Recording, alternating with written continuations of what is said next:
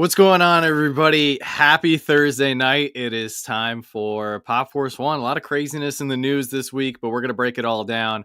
I see a lot of people in here. I know a couple minutes late. Josh and I were just chilling backstage, hanging out, but it's time for us to hang out with you guys. So hope everybody had a good week. If you didn't, hopefully we can improve it right here on the spot. I see some great people in the chat already, but before we call out some of you guys, let me bring in the other man of the hour here. We got Professor Josh joining us. What's going on? Happy PFO day. It is. Sure. It's time for Pop Force 1. And we got a lot of people blowing up the chat. I saw a lot of people that were here prior to the stream starting. So thank you guys for doing that. What's going on? Potter Pop Hunter. Excuse me. That's a little bit of a tongue twister there, but hello. Hope you're doing well. What's up, Holly? We've got Anna. We're not 4 minutes late. We're just getting started here. I mean, that's short for you, John. 4 minutes late, it's like nothing. Exactly. So exactly. Who else do we have in here? We got Temple Boys, Surbass, Gators in the house. John, you forgot to sign my Arya Stark pop. Oh, God. Oh. Carl, I am so sorry. We will we'll make that up to you. I actually do have some whatnot stuff that I need to discuss at some point. So, Carl, that reminds me. But I'm so sorry. It's been crazy over here, so I apologize for that. What's up, Dave? So great to see you. We got Susan in the building. Then we got Ace in here. And we got our first anniversary super chat coming in from Dr. John Pops. He's been a member now for 34 months, almost 3 full years as a channel member, which is crazy. So thank you so much, Dr. John. If you guys are not subscribed to Dr. John's channel, make sure to go check him out whenever you get a chance. What's going on, Squirrel Girl? Hello. If I didn't say hello to you guys yet, just keep dropping some friendly messages here in the chat. We got Normal. What's going on? Travis, Evelyn. Hello. Wow. All right. A lot of great people in here. Thank you guys for joining us. Josh, how was your week? All right. Going on. It's pretty decent overall. I had a great auction last night. I appreciate everyone that came out last night. We had a good time. We chatted a little bit. I tried to make it more of a chat thing, but then people were buying stuff too. It was just kind of like I had a lot of different random things. But we had a good time, I think, because we kind of just talked and hung out. It wasn't like a themed auction or something like that. So I think that was fun. That was like my highlight of the week. I feel like, I'm still dealing with waiting for my car to be fixed from January. So, and they've told me now it might be September. Oh God. So, all that kind of fun you deal with the like rental car and all that kind of thing. But other than that, some good stuff. I've been doing some fun little mystery boxes on Whatnot, the surprise hits. Like I feel like more of the big channels are doing them, like Chalice and Toy Temple and stuff like that. Like surprise sets. Yeah, the surprise sets, which I mean, a lot of them went for like $10 to $12. And you're getting a Funko Pop, and they come in a protector, and they're actually a lot of exclusives and things like that. A lot of anime and things, but they had all kinds of stuff on the board, from Freddy Funkos to like autographs to all kind of fun things. So, I think all that kind of stuff adds up. I'm ready for the weekend for sure. Yeah, I got a lot of work to do. Got a lot of like pops to clean up and organize, all that kind of stuff. I feel like that'll be my weekend. I feel nice. Yeah, the car thing is crazy, and the car stuff always sucks. It's always longer than you think. You know what? I wouldn't mind it at this point, but once I guess so, it's through GM. It's a Chevy Volt. I'm waiting for a high voltage battery, which is the main battery being 6. It's under warranty, which is good. I don't have to pay for it, which is a very expensive thing to have done. But after a certain point, you hit $5,000 on rental fees, they consider you now like out of guidelines, and they have to send it to a different group to approve your check. And now I'm waiting on like 2 or 3 months of checks. So it's kind of like adds up really fast. And I'm like, it's terrible. I mean, I wish they just paid me out. It would have made more sense for them. I was talking to a couple other people about it. I'm like, why didn't they just buy out my car at this point? They're like spending more money on my car than they could have just bought it out for in the beginning.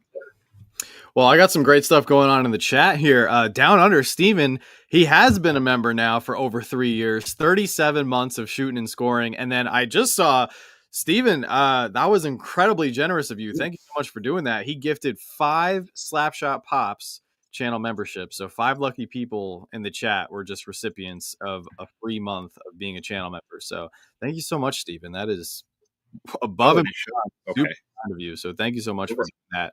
Over on YouTube, it shows who got the memberships. And you know what's really cool? Some of the people that got the membership are people that we see all the time. All the time. Nice. I see who got them. We got Dave got one. There you go, Dave. Gerald. Oh, Jonathan got one. There you go, Jonathan.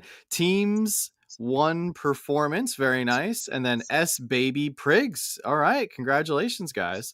3 out of the 5 names I recognize. So that's incredible. That's super kind. Thank you, Steven. I can't thank you enough for your support. Steven's been supporting us for a long time, all 3 of us. And I did see some people ask, yes, Gus coming in as a member now for 9 months. He asked, where is Vince? Vince has base. I think he's dancing. Dance, yeah, dance. Right? They got a big. I think dance. Vince is dancing and Gabby's watching him dance. I think that's the plan. Okay, all right. So we're giving Vince the night off because he's got family. They're traveling. They're like gone like all week with the. Yeah, they're traveling crazy. I think they said they're going to Maryland. So they're going from where do they live? Michigan to Maryland. 12-hour drive or something. Yeah, that's insane. The dedication to his kids is unreal. But some other great stuff happening in the chat. Once again, Steven, thank you so much for gifting all those memberships. Gator got the Blacklight Iron Man Freddy from Chalice. So there you go, Gator. Very nice. I'm guessing from them on Whatnot. And then we got Zach in the building. We're doing great. Our week has been super busy. It just seems like one thing after another. Nothing bad, just super busy. A lot of things that we want to do, and there's only so much time in the day. But that's how it goes, you know. And obviously, there's been a lot of stuff going on with Funko this week. I guess we'll just jump into the main topic for tonight's stream because we got so many messages about it. People asking our opinions and thoughts. I'm not gonna lie, I purposely ignored most people because I knew we were going to talk about it on PFO. So I was like, all right, you know, respectfully, we'll get to it, on PFO.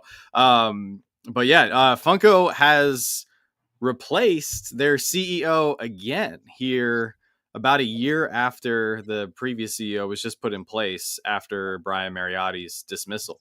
So officially they haven't replaced. They just thrown the same person in that held it last time to hold it until they find a replacement. I think it's just like, but I think maybe they are required to have a CEO too. Maybe it's part of like as a publicly traded company, you have to have someone in CEO realm and on the board. This is a board member. This is a person that's been on the board member from 2018. I don't know if they work anywhere else. I think they've been like at several other big companies. They probably have lots of stock, things like that. I don't know much about them, but they previously kind of held the fort down till they hired a new person. So I'm guessing that's the case as well too. It's just maybe it's weird timing. Maybe it's goals for the year and weren't met too. Like board member, like I know, we're our CEO it reports to a board. We're public. Both my CEOs, so at the college and the library, both have a board they report to, and they're public boards. By public people in the public that are appointed to those positions, and they report to them, and they can, set goals for them. If they don't meet their goals for that year, they have to do quarterly like goal reports and where they're at, what's happening, what's going on with the company, and all those kind of things. Who we don't really know, because I think when was the last investor meeting? In May?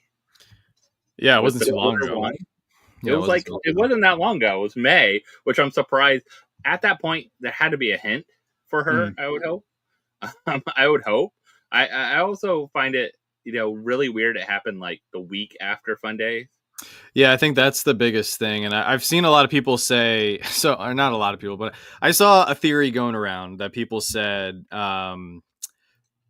she was fired because Fundays was a failure. And I wanted to briefly just immediately disprove that theory, because nobody would be fired that quickly for an event like that being a failure. And even if an event like that had been a failure, I would imagine that they wouldn't just shoulder all the blame on one person. It would be a systematic breakdown of errors that led to an event like that being a failure. And I think a lot of people are scratching their heads still as to why the box of fun didn't sell out for 5 days. But it wasn't a failure. They still sold out the box of fun. They still had a record number of people go to Fundays. I feel like that fact right there is being so overlooked. Like Funko brought in the most it was the most attended Fundays ever. You had all these people going for the first time. And I think the thing that really made me even raise an eyebrow and wonder is like, man, this stinks, because I heard so many good things about Cynthia at Fundays, talking to people, interacting with collectors and fans, and getting feedback and taking pictures and stuff. And it made me feel so good for the direction of Funko. So, and I think that's one weird thing. Like, I really, like, I would have a hard time if I was CEO and I had a clue that I was like going to be let go the next week, interacting with people that weekend, like at that event and over it. So I don't know, who knows? Maybe she threw a great kegger at the event and didn't go well.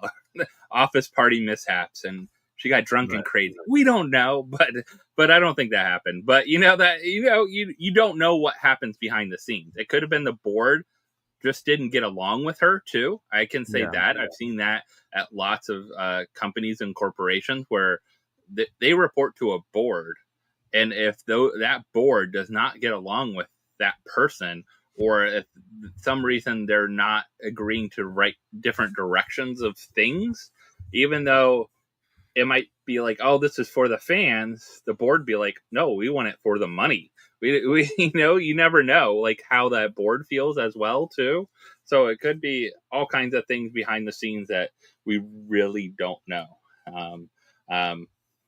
But they did their announcement. It's kind of, on their investor site. I think they had their official, announcement and stuff like that on there. It really wasn't much. It was just like, thank you for your service. And right. I mean, maybe she just wasn't the right fit. I mean, I don't really know much about her. I don't think we've heard much other than being at like New York Comic Con. Was she even at? She wasn't at San Diego Comic Con last year, right? Like, I don't remember. I heard she was. I mean, we were at New York Comic Con. I didn't see her, but I heard she was roaming around a little bit at New York Comic Con. Yeah. And Fundays. I don't know if she was at WonderCon interacting with anyone, but I will say there are two different kinds of CEOs too. Like, there's a CEO like Mike Becker, who's very engaged with the whole community and audience, and still is with his new company. And then there's a CEO like Brian Mariotti that you don't hear about until the big con, and you might see him on stage or hear from him, but you don't hear about anything else in between. Like, there is no interaction with fans, no interaction with what's going on and what's happening. But their name is on everything kind of stuff. So there's like those kind of different CEOs as well too. I don't feel like she was the CEO like a Mike Becker. Like, wanted to get out there, be with people, be with what's going on, be on the streets all the time. Maybe Fundays was the first time she just kind of was there. Yeah, I mean, Mike Becker is he is a very rare, special individual. You're not going to find many people on. I mean, you're very rarely going to find somebody who's just as passionate about something than he was. I look at this situation kind of similar to sports, right? Like, perfect example is my favorite hockey team is New York Rangers. Unfortunately, the New York Rangers did something that I heavily disagree with. They fired their coach after 2 seasons. Now, keep that in mind. Last season was their first year with coach Peter Laviolette. They got the most points in the NHL. They had the best record. They set a New York Rangers record for most wins ever in their almost 100-year history. Keep that in mind. So killer first season. Second season didn't go so well. They didn't make the playoffs. They traded away some players, and it was ultimately seen as, a bust season. And they fired him, which I heavily disagree with. He is I think he's still the most winningest American coach in the NHL. So like he's won the Stanley Cup, gone to the Cup final 3 times, like incredible record. Anyway, New York said, you know what? This isn't going well. We're firing you. And I kind of see that similar that situation, and I'm like seeing that or seeing parts of it similar to what's going on with Funko. In Cynthia's first year, I think they did a lot of things well. I think they brought back limited pieces, which I think we can all say is a huge win. We had an experimental but still successful Fundays. Yeah, maybe we get some con exclusives here and there that are hit or miss. NFTs still going very strong. And ultimately, at the end of the day, Funko is reporting that they have a $27 million loss so far through 2 quarters here in 2025. Is that completely her fault? Or is she just being an easy target for them to blame and be like, yeah, we're not making as much money as we think we should, or, we're not meeting our quotas, so you're gone. I don't think she's the problem. Like, I don't think they fire the CEO, they bring in somebody new, and then all of a sudden they're just going to make up that $28 million loss or whatever it is by the end of the year. Yeah, I think also you have to look at like how do they compare to other toy companies? What's going on? What's happening? Collectible toy companies, those kind of things. With the market, like is everyone doing overall? Like, and it's hard because a lot of them aren't publicly traded companies, so you don't know. They don't have to report any financial figures or anything like that. It's just very different when you're a publicly traded company. I think plus or minuses. I think that might have been like I don't know if that it was always the best decision to Funko to go public, but I don't also know like the No, financial. I think them going public has been one of the things holding them back, because they have to meet quotas, they have to appease their shareholders, they have to report the numbers every single quarter, and they're over analyzed. And if they're not in the positive, people are like, oh, company's dying, it's not doing well. When you're absolutely right, Josh, like there's a bigger collectible picture. There's a lot of things going on. Like Dave just brought it up. Yeah, there's tariffs that probably contribute to that $28 million loss, but we're not going to know how much of that was tariffs. And also you have to look at it, like a lot of companies went through that transition recently. I think there was a really good article about the new CEO of Red Lobster. And like Red Lobster had to close, like every location around me is about closed, but like maybe one on like iDrive area, and their corporate headquarters are in downtown Orlando, by the way. Like they started with Darden, they branched off now on their own, and they were bought by a company and kind of abused for really the land and lease and all those kind of things. Like that's what the company invested in. And I think this new CEO that came in has changed how the menu works, what they're offering, what they're doing. But that's sometimes what has to come in, right? Like someone that brings those steps of change. Did she have enough time to make a change in a year? That's what I'm saying. I think she should have gotten at least a year and a half, 2 years. But they're saying like, hey, she was officially brought on in May of last year. It is now July. They gave her 14 months and she's done. So. And we don't know too. Like maybe she realized she wasn't the greatest fit for the position or the organization. We don't know what the organizational culture is there anymore. Like I don't know a lot of people that work there. Like I can't talk with like, oh, I can talk to this person. Like I went on their investor site and was going through stuff earlier today, and I was like, I want to look who the leadership team is to see if I recognize anyone. I don't. I do recognize one of the board members. He was the president of Nike for a long time. That really brought Nike to like its like super crazy value that has become, as a corporation. Right. He's on the Funko board actually as a board member. I didn't recognize really anyone else, but I didn't recognize anyone on that like whole leadership team at Funko. And I think that kind of says something too. I think at some point they need someone on that leadership team to play a role as partly as maybe a person that's the spokesperson or whatever of it. And maybe she wasn't the right person for that. I don't know how she is on like speaking in public and going and bringing events and going to like host a whole panel of stuff, or if you need other people to do that could be on your leadership team, which is fine as well too. But you need someone on the leadership team to do that. I don't know. I think international too. I think they talked about they actually it sounded like they wanted not to go as aggressively global, because it costs a lot of money to go more global and not have a market that you're going into. It I think sounded when we had those charts and that what was that official packet called? I forget what it was, but like when they were saying they wanted to get into the Middle East and basically cover the globe and go to all these other markets, it seemed very ambitious and it sounded very challenging as far as a logistics standpoint. I think if they get in the markets but they have to get in the right way with the right stuff with those international markets, and you have to make sure you have the right product for each of those locations, just like any brand that goes to any kind of different international market, whether you're opening a McDonald's or opening a clothing store, you'll have to kind of know what's going on in that area and community and things like that. So it'll be really interesting to see how they search for someone and what kind of person they're looking to bring in. And I don't know how long it's going to be. How long was it last time? He was interim for almost a year, right?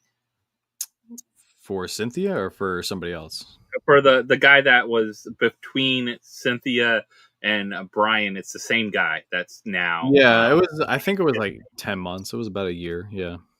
Yeah. So I think with that, if you think about that, it could be kind of like holding down the fort, going with what RA is planned for the next 10 months, Right. I don't know. So there was a bunch of great comments here that I want to highlight here in the chat because some people have made some really good points. So Serbas says they should almost start making half of the stock they make. Then if it sells well, have one restock with maybe a quarter of what they sold on the first run. I think that's a good suggestion. It's almost like, all right, we're going to put something out as a test run. If it does really good, we'll restock it. Everybody hates restocks, but Funko still has to make money. But I think people don't like to see like when Funko just puts out like 40, 50, 60,000 of a certain product. It's like, okay, is there enough demand to support that? And we haven't had yet a limited piece run that has not sold out. Very true. Yeah, even at the markets where you're talking about like Box Lunch, Hot Topic, there might be a couple left in the stores sporadically, but pretty much those have sold out and gone through. Like either distribute to the stores, a couple might sit on the shelves here and there. Eventually they'll be gone, or online they're totally sold out pretty early on. Yeah. Zach says she was the CEO of Wizards of the Coast and Hasbro, so she had the experience. I'm assuming some of her ideas and thoughts didn't mesh with Funko ideas and plans for the future, so they parted ways. That could very well be the case. I mean, there was no doubting her resume. She clearly had the knowledge and the experience for the role. Maybe she saw a different vision for Funko, and they were like, "Hey, your vision plus declining profits here are not." They're not, something that we want to continue with. So we're going to go a different path. I just hope that in regards to exactly what Zach brought up here, I really like some of the stuff that I feel like we were getting and the direction we were going. So I just hope that, we probably won't see any major changes during this interim period, but I'm hoping that when a new person comes in, that they don't reverse some of the stuff that has been changed, in my opinion, for good, like the limited pieces on the Funko shop, like, just focusing more on making Funko a collectible company. I don't want to see somebody come in and just be like, hey, this is a great product. It should be everywhere. No limited pieces. We're going to overproduce and, maximize production on every single thing, Yeah, there's not every single thing, but I think there's always pieces and parts for that. A great example is really the biddy line. Biddy lines are not collectibles. They are. They're the toy side. They're the toy side. They are the mass retailer side, and they have to have that because that generates a lot of profit. Because truthfully, once those things are sold to those stores, they're sold to those stores. They're done with them. Now, if they don't sell in the store, then you got problems. Like Popsies, probably a great example. Like I'm sure Walmart was like, we're sick of seeing these Popsies sit on our card shelves or whatever like that, and we're clearing them out and stuff like that. And also they learned like what works and what doesn't at retailers. Like, oh yeah, these biddies work at retailers because we can put them right at the checkout and have them. Some kid will be like, "Mom, I want Grogu."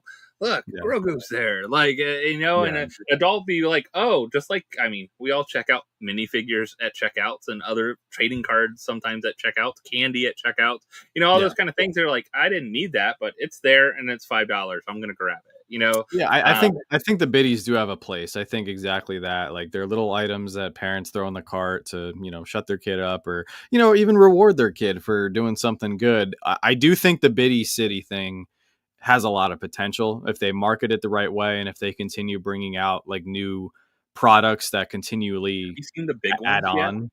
I have seen some of the big ones. I saw the Stranger Things one. I was just like, it's a little too much for me. For it's a lot, but I don't think we're the target.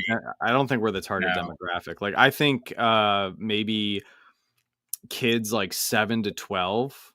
I could see really having some fun with those, because the mini brands are huge and all those other tiny little products and stuff. So, but I feel like the thing itself was like really big, and I'm like, how would I fit that? I guess you could do it as a display piece. And but I don't think it's meant to be a display. I think it's meant to be played with. It's meant for storytelling, for interaction with kids and their parents, or, maybe it's something that like classrooms would have for their kids to play with, instead of going outside for recess, they play inside, with stuff like that. I'm sure there's a lot of opportunities that Funko hasn't even realized for applications for the Biddy City thing.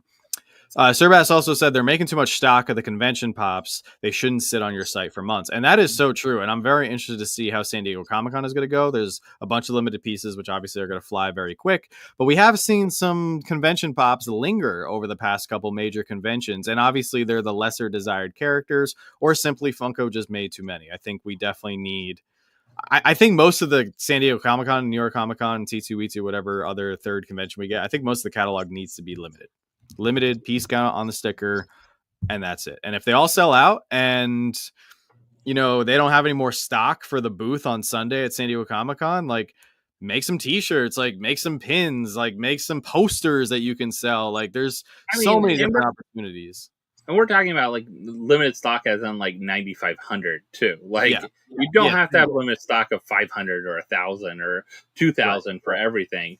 Like there's plenty of room, and we've seen that. And then the stuff sells out still. But that, like the exclusive, great example is the Spider-Man that just came out from Hot Topic. That one, is 9,500. It sold out online at first. Stores are getting it now. I'm seeing it. I think I saw a Hot Topic around me post they just got it in store. The stores are starting to get it. Pre-orders are starting to go out from the orders that came in earlier in the week, stuff like that. But that's like a realistic, I think, great con number that could be shared with a retailer and other things. I think that's what you have to think of. Some of the stuff does need to be shared with retailers and get it out there. That's a good piece of it. Absolutely.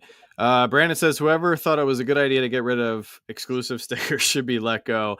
Fired is definitely, I don't want anyone to get fired. However, I am disappointed that we're not getting the store exclusive stickers anymore.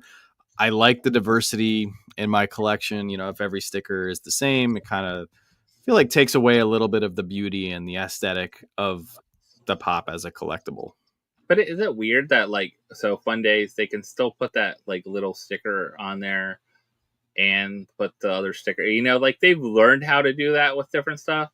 I will say, I don't know if I'm a fan. I think we'll just have to get used to it, but the fan of all the stickers on the box as well too. There's plus and minuses to that, right? But I find it really weird with chases. I almost find it hard to tell if something's a chase or not. Do you really look close? Because that circle, especially even the metallic circle, like if you saw on some of the Funday boxes that came out recently too, it's hard to read because it's smaller. It's on this darker font. But I think they went the right way with the authenticity piece. I think they could still figure out the sticker thing. They're doing it multiple different ways. Yeah. Who knows if retailers complain too, maybe a retailer would be like, I really want, people to know this came from GameStop. I want them to go, this is a GameStop exclusive, right? Is it? Or is it not? Maybe some of them won't be in the future too. Who knows? Or maybe they'll be like, well, you can put it on yourself if you want, or pay to put it on extra. Which, I mean, companies are. Like, great example, some things like Chalice and stuff like that are putting them on there, adding extra stickers to. So they're either doing it themselves before they send them out, or paying extra for it. One of the two. Yeah. Carl says, I think Funko expects to be on top all the time, but like any collectible or toy line, they have up and down years based on the economy and interest in products. And I think this is a very important point right here, because I feel like Funko, like most toy / collectible companies, right, they experienced this big boom at the end of the pandemic, post pandemic. All these people were collecting and buying stuff, and the economy got a little bit rough. And I feel like the economy is getting a little bit better. A couple of our friends actually just purchased a home, and they got a much better interest rate than we did. So that was good to hear for them. Also, there's obviously still some challenges with stuff going on and everything, but I think the interest in collectibles overall and people just, hoarding mass quantities of stuff is definitely different than a few years ago. I mean, every toy company, I don't think you can find not one right now that has expressed some sort of challenge, whether it's importing stuff here into the United States due to extra fees or tariffs, or the simple fact that whatever you're making costs more to make because the cost of raw materials has gone up, or the cost of transportation has gone up. So, with costs going up, those costs are only passed on to us as the consumer. I mean, speaking of shipping, John, you got the notice probably too from Pirate Ship about USPS going up. I mean, that's crazy. What, priorities going up 50% or something like that, or 40 to 50%? Like, it's very insane. Scary. It's very insane to see that kind of raise with stuff. So, those kind of things too, like, you have to factor this in, like, that'll change people's buying habits as well too. The more you pay for shipping, or companies can't say, well, we can't offer free shipping, or if we do, it's going to be slower shipping. You have to get ready for that. Like, you have to understand it might take 5 days to get you instead of 3, 2 or 3, that kind of thing. And that's why I think the beauty of certain apps, like Whatnot, I don't know if eBay Live bundles or stuff like that, but like, you really got to take advantage of the bundling shipping option, because sometimes if you buy, I know Macari started bundling, which is nice, but they don't bundle like super well. Sometimes you have to really like message the seller and tell them, because if they just set everything at a certain weight, but obviously if you put everything in that same box, it's not going to be the same weight. It's going to be less. So I've had to really work with some sellers on Macari sometimes to really, take advantage of the cheaper shipping by buying multiple items. But I still think Whatnot does the best job with shipping rates. I think really, yeah, overall for like a buying like that, even for sellers, like, I can't get those rates for you anywhere else. Like, right. I can tell you that, like, that is one plus. I wonder how much those change, though. I'm kind of worried about that as a seller. I think a lot of people were. I saw other people talking about it, that they're worried about, like, what is Whatnot going to do when priority rates change? Are they going to? And you know what? Truthfully, I wouldn't care if they switched to ground. It's not that big of a deal. I think they did it because of the rate they got and the deal they got with it, and it worked out up to that £5 kind of mark. Hopefully they can keep something similar and keep some costs down, but just expect, you don't know what's going to go on just next week, right? I think they go up next week. Yeah, we'll find out next week. Zachary has a great comment. He says, when I worked for Sprouts, we had 5 CEOs in 11 years, all with different visions. And this is something, oh man, I experienced so much of this with just my military career. Like, somebody comes in, they're like, hey, we're doing this. This is the expectation. And then you're like, okay. And then you readjust the whole office or your whole, department or your whole company, whatever it is, to fit that new vision. And then all of a sudden, I feel like, as soon as you get that new vision aligned with, everybody's on the same page, boom, somebody else comes in and they say, nope, we're going back to the old way, or we're going to do something completely different. And that can definitely cause a lot of frustration amongst employees and stuff. So hopefully they find somebody that's going to stick around. I mean, and hopefully they find someone that has been in the industry as well too, and kind of knows, like, I don't know. I don't want someone just to come in because they're known for, like, oh, I'm known for e-commerce or something like that. I think I want someone that knows, I don't know, knows like toys and collectibles and things. Right. And I think that's why they brought Cynthia, and she came from that background of toys and collectibles, you know? Right. So Randy also brings a great perspective, great comment to the table here. He says, I promise, as somebody who spent about 5 years time in the Middle East, there are very, very few that even have an interest in toys. It just isn't a thing over there. And that's another good point. Like, you can expand into whatever market you want to expand into, but if there isn't demand in those markets, is it really worth it? And Tina also, oh my gosh, Tina, thank you so much. A channel member for 2 years. Great to see you. Thank you so much, Tina. We really appreciate you. Yes, Joanna does get Biddy Pops as a reward. She can have Biddy Pops whenever she wants. Still a lot of great comments here that I'm reading through. We have had, 4 CEOs in the last 5 years is definitely, a red flag, or maybe not a red flag overall, because we just don't know. There's other, like Josh, you kind of mentioned too, like there's other stuff we don't know that could be happening behind the scenes. Like Cynthia could just purely be leaving because maybe she had something going on with her family, and she was like, hey, I have to take a step back. Or maybe she got offered a different job that's like, hey, this is more in line with where I want to go for my own life journey here. And maybe it's nothing to do with Funko's, declining profits, or maybe they're just using her as wording. It's kind of wording on how they worded stuff, though. Like, thank you for your service kind of thing. It just sounds like it's like, thank you for your time here, but you just weren't a good fit. And you know what? People aren't a good fit. Like, you don't know it. I mean, you've hired people before, right, John? And or part of your team had to manage people, and you could just like, this person seemed great on paper, seemed great in the interview, had all the right skills and things like that, and then end of the day they just didn't click with maybe the other leadership team, maybe they didn't click with the people on their team. Like I said, maybe they didn't click with the board, maybe they're like button heads with the board, and then you get nowhere. Then the board doesn't want to move anything along, and funding won't happen, money won't get in the right places, things won't get approved, or those kind of things happen as well too. So you have a lot of that kind of craziness, I think, that happens behind the scenes.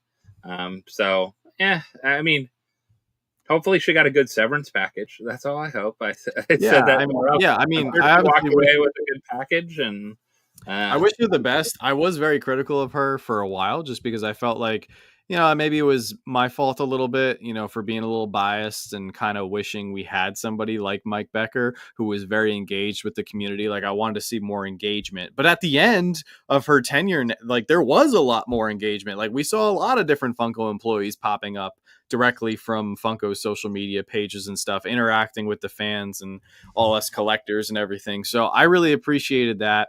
Yeah, they said, we wish you well in your future endeavors. I mean, I feel like some of that's just like, it's political correctness. Yeah, it's just being professional. Like, they're not going to be like, hey, you sucked. Like, we hope you don't find a job. You're the worst decision we made so far. Like that wouldn't be smart from a company, like, political stance there. But I think, we don't know what happened. It's going to change. Every business is going to go through this. We just hope the next person gets in touch with the community, is part of the community and listens to the community at least, and also is maybe engaged a little bit beyond engaged with their big partners and retailer. Because you think about it, like, the biggest thing for them is also that engagement with like the IPs that they're working with, like Disney, for Star Wars, Marvel, Disney, everything they own, plus, like, that's a huge, like, they have to keep tight reins on that, because there's several other companies that have no connection to that IP at all. Can't touch that IP at all. So, like that kind of thing, you have to keep those current partners, your retail partners, whether it's Target, Box Lunch, Hot Topic, GameStop, all those kind of things. But then, hopefully this person does, like, hey, you never know who you're going to get. You're going to get the charismatic CEO, or you're going to get the quiet behind the scenes CEO that just like it does a really good job and really good job with their people. Like Right. I think that's the most important thing is like how do they treat the people at their company? How do they treat? Because the better they treat those people, the better they're going to do for Funko in general. Like Yeah. the leadership they give them and the freedom, whether it's freedom they give them to do things they want or the marketing team to try things out like that features different artists and employees and other things that are connected to their brand out there, those kind of things. Like you have to have that. I think is a big part of it. So what's going on, Bruce? Bruce says, "Hi guys, hope all is well. I think they still make too many comments for each release. How many Stitch Pops can they come up with? I honestly think Funko is on its way out." So this, they do make a lot of Stitch Pops, but why do they make a lot of Stitch Pops, Bruce? Because they sell. We just saw that 9,500 piece Stitch sell out super quick. That was a box lunch, right? That was a box lunch. Yeah, that was a box lunch. It was box lunch limited piece that sold out. There is the Stitch that we're getting on the surfboard for San Diego Comic-Con. I think that one is going to do very well. And I respectfully disagree. I don't see enough signs. Actually, if you would have asked us last year, which many people did, last year around this time, I think Funko was in a much worse place than it is now. I think Funko has a lot going for it. The biggest red flag you would see with Funko is if all of a sudden they lost a lot of licenses, then I would be like, oh man, this might be grounds for them to be in some serious trouble. But you don't. You see them continue to expand with licenses. They just had a record-setting Fundays. Box of Fun sold out. Yeah, not as quick as past years, but there was also a lot of failed marketing with that, and it still sold out. So I think there's plenty of positives going in Funko's way right now. And I think I've hear this every year. Like we've been doing this for 5 years, so every year, some part of the year that this comes up, like it's a normal kind of trend. And whether it's one of the things too, people don't realize how much people's spending habits change in the summer and what's going on and what's happening with whether it's travel, planning vacations, doing stuff. We see the ebbs and flows of like spending habits because we sell in different areas and different things and that kind of stuff. We make videos on it. We see people's feedback in the comments every single day. Yeah, and I think one of the other things too, when you look at it, one of the things I will say, like I'm not like last year at this time, you could talk about excess stock everywhere. Like you talked about your Five Belows full of pops and things like that. Yeah. Now you see very few on the shelves, and you see a lot of like things that are made for Five Below. Though these are like biddies and like things that Five Below purposely made for the sell at Five Below, like Five Below exclusive biddies and Five Below exclusive minis and stuff like that. But you're not seeing like in there. I don't see that many pops, and also Marshalls and other retailers like that. Show me where are these the Funko Pops aren't there as much anymore and things like that. Where last year they don't. Yeah, they don't have that problem anymore. I mean, a lot of stuff is selling again, and that's why I think the company is in a better place. This I also respectfully disagree with. The company has had a lot more communication in the last 12 months. Same thing. This time last year, we didn't have much communication. Now we actually do have communication. What's the biggest thing that we said we wanted? We wanted limited pieces outside of NFT drops, Fundays, and Comic-Con exclusives. We got it. There's limited pieces now on the Funko shop coming through Hot Topic as well as Box Lunch. And people have access to those without having to go to one of these big events. So I think they are doing a much better job communicating to us as the consumers and the collectors. Finding somebody that actually loves the product and listens to the customer base.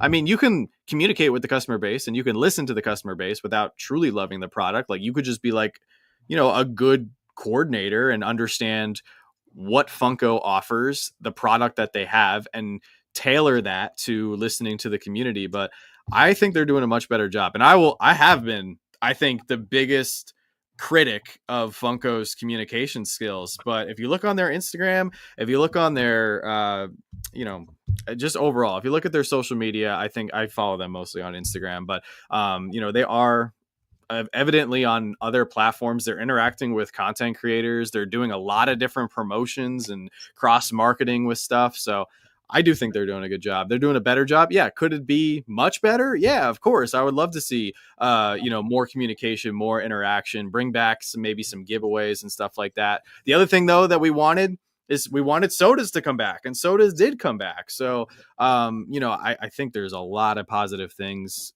for Funko right now. Can I just say this? I think we need to be better as a community with our reactions. Like, I don't know where it stems from, but I personally don't like, and maybe it's not like us are part of the community. I don't like the reactions that, like, anytime something even slightly sour happens, people are like, oh, this is it, this is over, Funko's done, like, get out now. Like, I don't think that I mean, I don't think it's John, warranted. I think the reactions are always like over the top and unnecessary.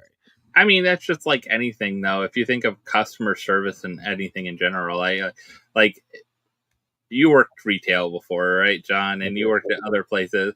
The people that praise people is 1% of one of the times. All the times you do good, 1% of the time. People that have a bad experience, how many, like 10 times as many people are going to come in had a bad experience, and the 10 people that had a good experience, only one of those people are going to say something. They could have had a great experience, and what do I need to say anything about? What do I need to do? But if you have a bad experience, you say something and do. And we all do this as well too. But I will say, like, it's great to also shout out the positive, whether it's an experience you had, a customer service, like correction. Also, some companies learn from these things. I mean, truthfully, I'm having a horrible experience with my car experience, right? But there are some positives about it, like they're supposed to be reimbursing me and all that kind of stuff. I'm waiting on a check. But I feel bad for the guy that has to call me every week. He literally calls me every week, once a week. How's it going? Like, here's where we're at with the process. Have you heard anything from your dealer? We haven't heard anything on our end. We're waiting for your check to be processed. This every week he calls me, no matter what. He has a scheduled call. And he has to call me and stuff like that. I feel bad for him a little bit because I don't want to take it out on him because I know it's not him, But I will say, I say, like, this makes no sense, and I think they get it. Like, they just have to, like, it takes a person to deal with that too. Like, if you ever had to deal with, like, the person's not happy, but you have to deal with them. I mean, we have all those kind of things, but it's a lot different when you deal with a very happy person and their positive experience about that. And I've seen that, like, right now, one weird experience I'm having is Funko Rewards. I claimed a box of fun on the 21st of June. We used my 15,000 reward points. I haven't received that box yet. Oh, I haven't received it. So, but no one has that got them, because I know What's Poppin' Craze, he got one the week before on a Saturday. And, when they dropped them, there was 20 people, I think, that got them. And there was 2 out of the 20 are supposed to be show boxes. 18 of them are supposed to be online boxes. No one has received them yet. So we're like, I haven't got an email about it. You don't see any kind of tracking, like pending or anything, because how the reward system works and stuff. So I sent out first I went on to the chat of Funko.com, which is worthless because it's an AI chat. It doesn't actually. It says, "Do you want to open a case?" Well, I've done that before, and it never opens a case. It gives me a case number and never sends me an email or anything like that and reference back to it. But even when I send them an email now, I don't get a case number. We used to get case numbers, like things like that, what you can refer to, you can email back and things. So, like, those kind of support things, they eventually hear about and find out, and like negative experiences. But like, so many people have said, oh, when you had damaged products from Funko, you don't, like, I said, you know what? They actually do a pretty good job in general, like trying to support you.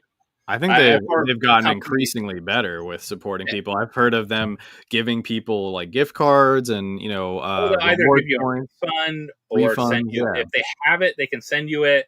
If they have a replacement box, they'll send you a replacement box. It might take a while, but those kind of things, like, they're pretty good about it in general. But I've been in other companies haven't been, and some company will just say, we'll just refund you. It's over. Don't worry about it. Like, we can't do anything. We don't have any more product. And I get it. When you don't have product, you don't have product. It's kind of hard. So it's all those like different experiences people have, but people will talk about the negative of anything all day long. Yeah. People won't talk about the positive experiences they have, and I think it would be great for everyone. Like, I think I saw the most box of fun videos I have ever seen on YouTube Yeah.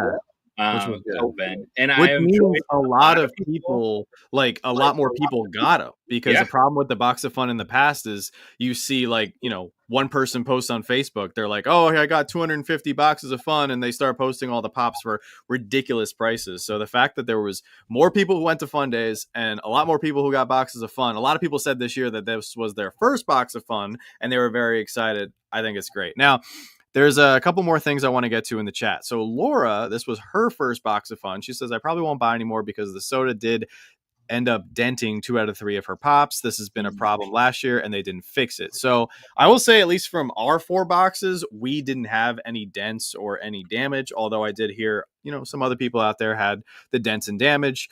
I think if this is going to deter you from not buying any more boxes, I think that's a bummer, because this is one of the most exciting items that we get every single year. Is it a problem? Like, yeah, you should get all 4 of your items, or however many items are put in these boxes, completely mint, because it's directly from the company that makes them. Now, Funko did a really good job. I feel like people forget about this, and Randy has been dropping some great bits of knowledge and information in the chat too. You guys remember the Fun on the Run boxes? Those had a custom sorter that they made, and it had a wobbler, a pop, a biddy, and a soda in there. So like, Funko has the capability of designing custom boxes. Even I think that Fundays box had a separate area for the sodas because it was the front of the nobody had damage with the 2023 boxes. And didn't we get 2 sodas in that box? The worst box was the Halloween box. Yeah, so it was the NYCC was sodas. Yeah, and they just rolled around. There was no protection at all. Not even that. No. Like this time they had a little bit of like paper around it or whatever kind of thing.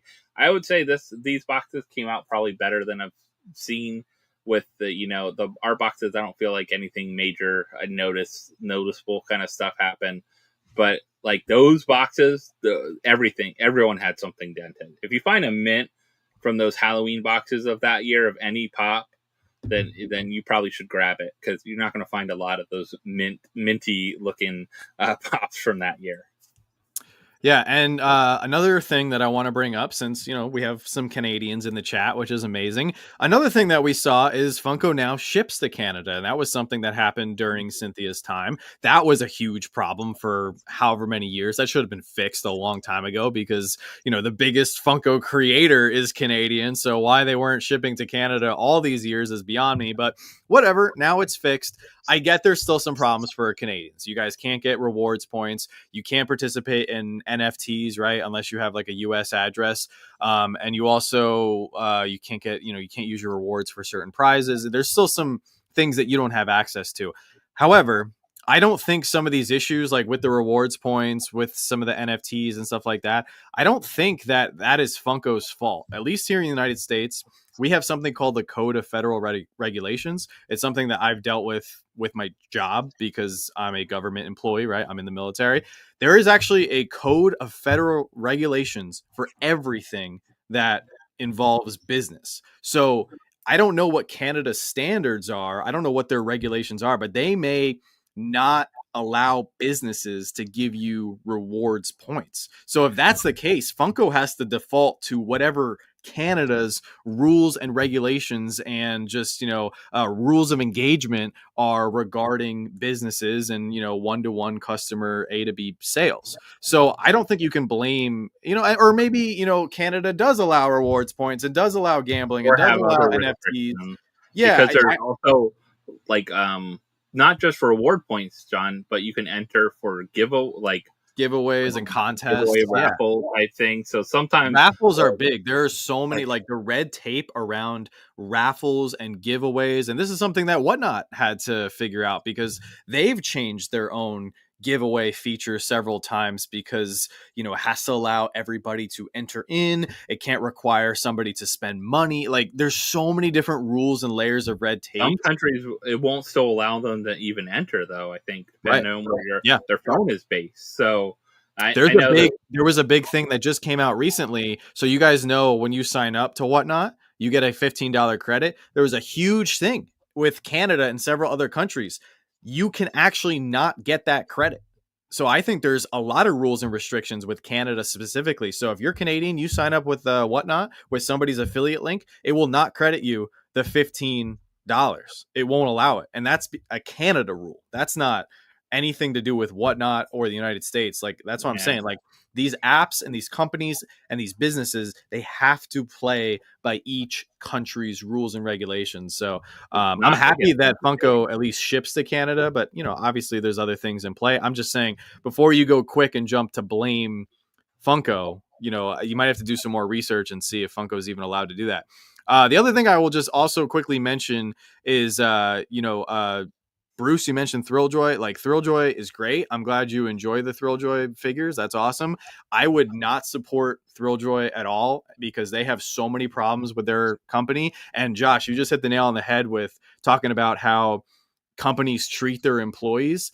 Once everything breaks and hits the news and everything, like, I don't think Thrilljoy is going to be in business come next year. They are making some decent figures, some of which I think are nice, but I cannot support a company that is treating their employees as poorly as they are. So if you guys like Thrilljoy, that's great, but that is 100%. And I was actually hoping that Thrilljoy would do well as a company to give Funko competition, but everything they're doing is just beyond me. Like, scalping their own product on Whatnot is a huge red flag. Like, reselling their own block party tickets for hundreds of dollars. Like, it's all bad. And then we had the one of one nonsense the other day at Hot Topic, completely staged and fake and everything. So you want to talk about a bad company, man. They could turn my opinion around if they start treating their employees well and if they start doing things that are within good business practice. But right now, I am not giving Thrilljoy one penny of my hard-earned money. And if anybody, if anybody asks me, that's just where I stand. I think they're a terrible company. I think everyone collects different things they like and go after too. And I've opened plenty of Thrilljoy. I think you've probably seen a couple of my videos, and other people have, and stuff like that. I think I really enjoy the aspect of everything they're doing, because it's so much like sodas, and it's so much like the hope we had with sodas too.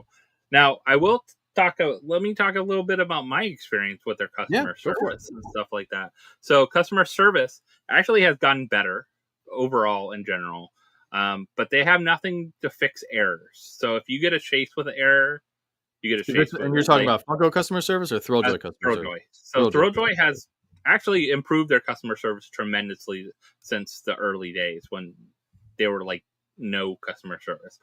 They get back to you pretty quick. They have sent replacements for me. 2 things were missing from my initial order with them. One thing, they sent me both of those pretty quick right afterwards. Like, no questions, like, hey, if you get it. I was like, there's no way you could even fit 10 in this box.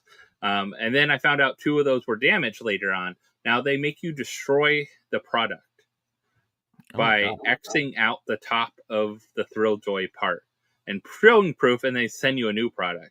So, example, my error chase that I got and opened, I'm just keeping it as an error chase. Like, I'm not destroying the error chase box, but the commons I'm going to destroy and send them a thing. And I said, here, I have a live video where I opened them. So if you want to see how they're crushed, when we open them out of the package and open them the thing, you can see them.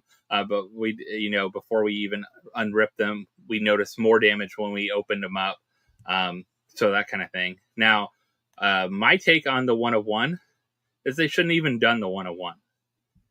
I think they would have just got the same amount of people to go to Hot Topic on that day by giving away a free Thrilljoy Frodo. First, I think they meant to do it during the launch. My Hot Topic, I like the guy. The guy's picture is funny. I don't know if you want to bring it up. Good for him. Yeah, I saw that. Yeah. But that behind him is full shelves of Thrilljoy. Like, I don't know anyone that says their shelves are full of like the new picks. Are there? At least people must love them around here because they're cleared out. Like, good. There's only a few, so people are buying them. At least maybe in my area, it's a more populated area. We have 3 Hot Topics near us, but I just find it sketchy that it was on West Coast. Oh yeah, that's the sketchiest thing. I think it was bad to have Clarissa there. Like they could have had anyone else there that no one knew.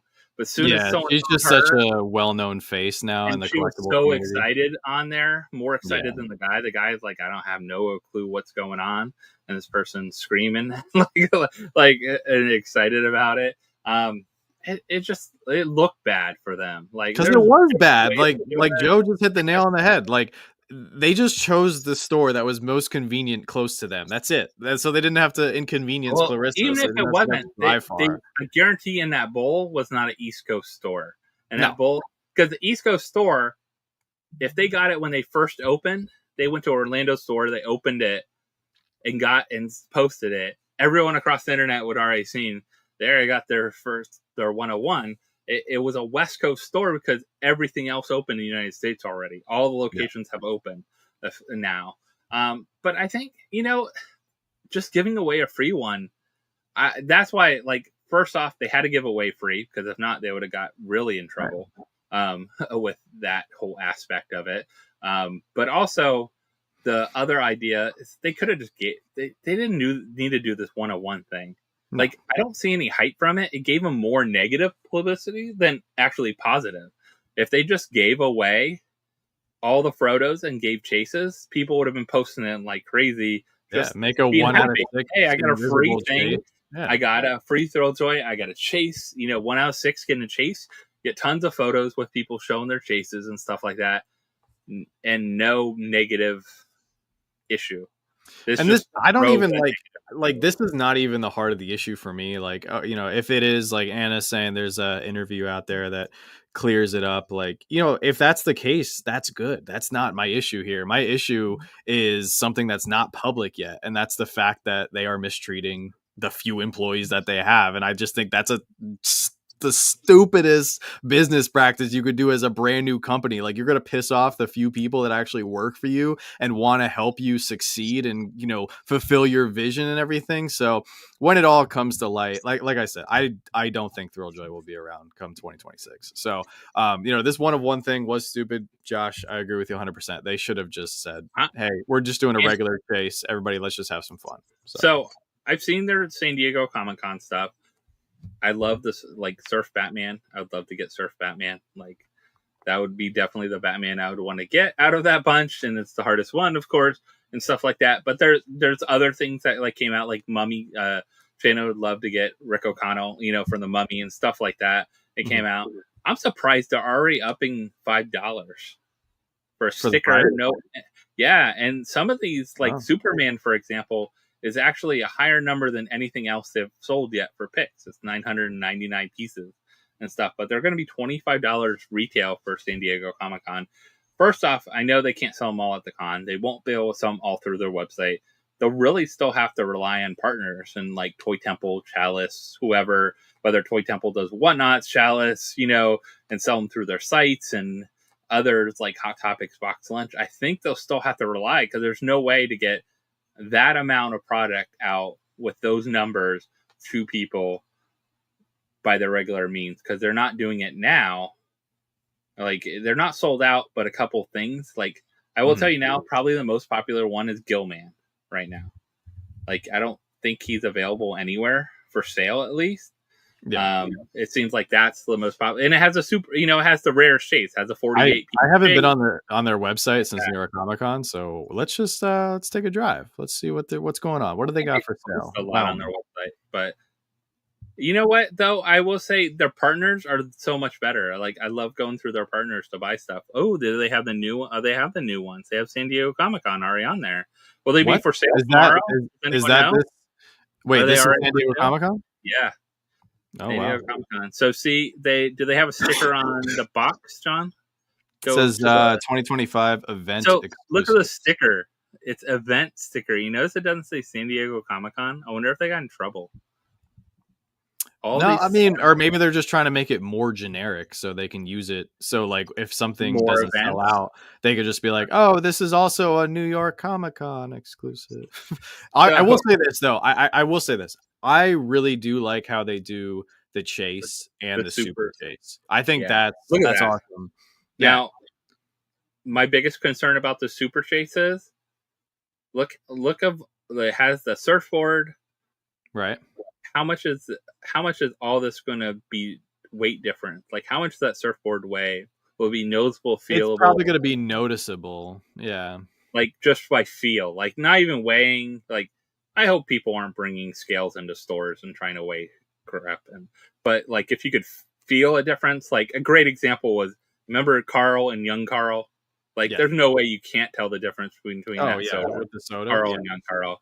It's kind of like that. So yeah, I like the premise of what they're doing with their figures. Just however, I can't get behind a company that's being super shady, especially this early in in their tenure. But this is something that I wanted to see with sodas. Like I wanted to see a regular chase and then a super chase or an uber chase or whatever you want to call it. So I like the design for these products. I'm not in love with like the box style, and I still think the figures look kind of childish, but outside of that, I like the premise of the chase and then the super chase. I will say the figures are mixed. I will say the boxes are really someone needs to come out with protectors for these boxes soon, because they are not like sturdy boxes. They're not like once they're out of that shell. Wait, Crypto is a chase for Superman? There you go. Yeah. Talk about weight difference. Weight difference. Yeah, this one's going to be the easiest chase there. Now, Superman's, the Superman Lex Luthor, Lex is going to be in between, I bet. Superman's going to be the heaviest. So the common, or whatever they call it, hero now, I think, or something like that. But Crypto is going to be so easy. Like, how can you not tell that little figure? Well, for this, I actually wouldn't want either one of the chases. I think Superman looks the best. Crypto is rough. That does not look good. I don't know. They could have done going to be weird. Go up top. I think they had. Who else did they had? They had Chucky. Space Ghost. Space Ghost has 3 different figures too. Oh yeah. Chucky has 2. Yeah, Chucky just has 2. Space Ghost has actually other characters. Oh, that's pretty cool, because I don't think we have regular pops of these characters. No. So, I mean, one thing I wonder if that will hurt them, though, is doing so many variants of like things in one thing. They can not do those again. You know, like doing Crypto, Lex Luthor, and Superman. Well, they can't do a Lex Luthor ever again, because they already have a Lex Luthor. Like, unless they do like a slightly different outfit. If they did like Lex Luthor in his mech suit or something. Yeah. Oh, Riley's here. What's up, Riley? He just got back from watching Superman. He said, gotta say, not the biggest DC guy, but I was smiling 90% of the time. Solid 8.8. Dude, I'm so happy to hear that. I'm so excited for Superman. I don't know when we're going to find time to see it, but yeah. Oh, PopStop's got some insight. STCC wouldn't give them a booth.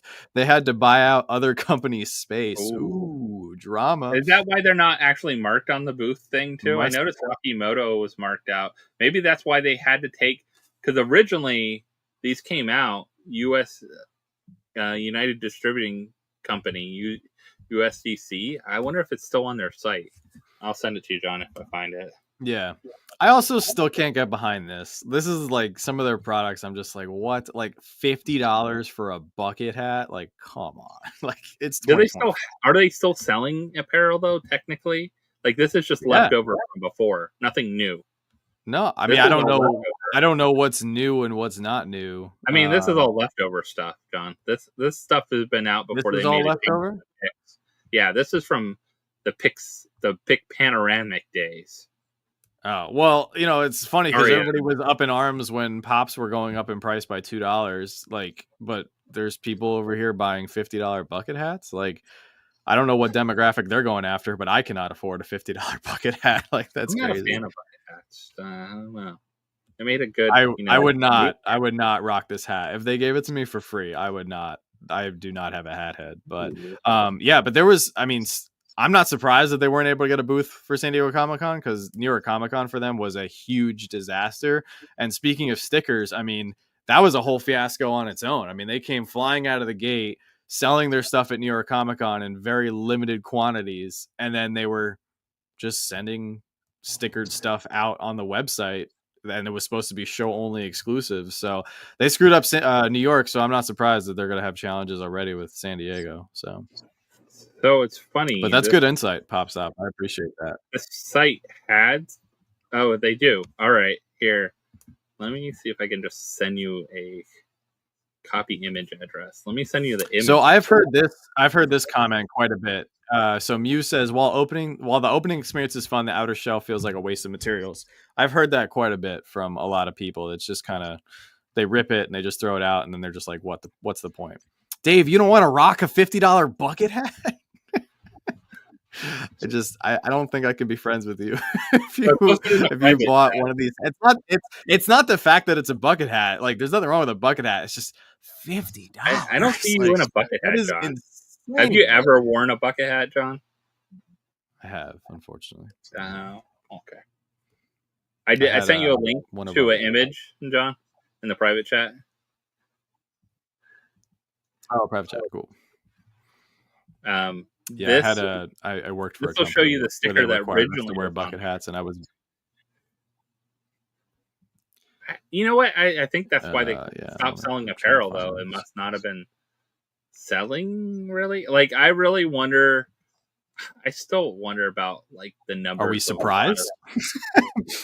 I mean, no, I do not. I will wear a bucket hat. I will wear a reasonably priced bucket hat from a company that deserves our money. Would you get a Disney bucket hat? Maybe a Disney bucket hat. Yeah, I'd wear a Disney bucket. But look at the sticker. This is the SDCC sticker. They're not $50, right? Dude, this looks fire with the SDCC sticker. I know, so but good, this event sticker. I hope they don't have that event sticker because that looks terrible. Like, I almost don't want to buy it if it has the event sticker. Like, it has the SDCC exactly sticker. They sold one early already? What? They have to stop this. What is wrong with them? When did they do this? God. They did this when did they do that, Colin? Dude, what is wrong with them? Oh my God. Okay, can we all just take a step back and realize what a travesty it would be and how like up in arms the entire community would be if Funko went live on Whatnot or eBay Live or some other TikTok shop or something and just said, hey guys, San Diego Comic-Con is in 3 weeks, but we're going to sell some of our, clamshells or some of our limited pieces right now, starting at $1, go. Like, they would go for crazy money and you would have some people bidding and then you have the rest of the chat be like, this isn't fair. They're dropping. They're going to be $15. Like, the outrage and the outroar that would pour out from the entire community would be unreal. Well, like you said, John, maybe this is the way for them to actually make they sold that's equally as bad. They sold a 3X baseball jersey early. You said you could get it that's equally as bad. They should not sell anything. Like, Thrilljoy should not even be on a secondary live stream app. Like, that is not what these apps are designed for. These apps are not designed for a company to go on and sell their own product. You already have your outlets to sell your own products. I think it would be fine if they sold it at their normal price. Yeah, of course. If they put it up, and not early, like make it fair and equal to everybody. I will say, and after the launch, no one was able to sell them early. Like, they didn't let Chalice and Toy Temple sell them early. They probably had them in their warehouse early. They couldn't sell them to the release day. I don't think it brings hype. I think it brings negativity, and like, it brings the wrong, like, give it away, have something fun, just give it away. Like, honestly, just give it away and get people excited. It's like, give it away or send it to a real charity that we can see like a donation made to, like one of the two, I guess. I mean, I don't like seeing companies use charity as a scapegoat, because I don't think half the companies actually donate to charity. Like, well, that's what I said. I want to see, like, they're not going to show you it because they're not obligated to. Like, you know what I mean? Like, if you ask them for it, they'll be like, oh, that's our private financial documents. Like, only our accountants see that or something. It's for internal affairs only. I want to see them deliver a check to the Ronald McDonald House, like a giant check. Like, so I do want to address this because this gets brought up all the time. So Pops Up says, in fairness, Funko did let Savage do that with Fundays stuff. So the first part of that statement, I believe to be incorrect, because Funko does not employ Savage. Savage did not go on Whatnot and say, and I know Savage, I'm friendly with him, we talk occasionally. I know what he does, business practice wise. And I will say this, he does not do anything on behalf of or as a representation of Funko. If somebody from Funko was to go to anybody and say, hey, sell these early, you'll make a lot of money, and then give us a small fee, or, or do any of that, like, that is not what's happening. He has some sort of connections where he's buying them from employees who are unlawfully leaking them or distributing them pre San Diego Comic-Con. What he's doing is not technically, it's not right. It's messed up. But if he has the means to get them, like, there's nothing preventing him from selling him. There's no law. Like, Funko, it does not have any sort of, regulation ties with whatnot. Did he give them to someone as a gift? I swear I saw the person post that Savage just gave it to him. He gave some stuff away, but he did sell. Every year he sells some stuff. But if anybody, like, it's right. I'm just trying to say that it's not something that was officially allocated by Funko. But yes, in terms of selling, it's just as bad as Thrilljoy selling. Like, yes, Savage, or anybody for that matter. And there was other people who sell San Diego Comic-Con and con exclusives before the con.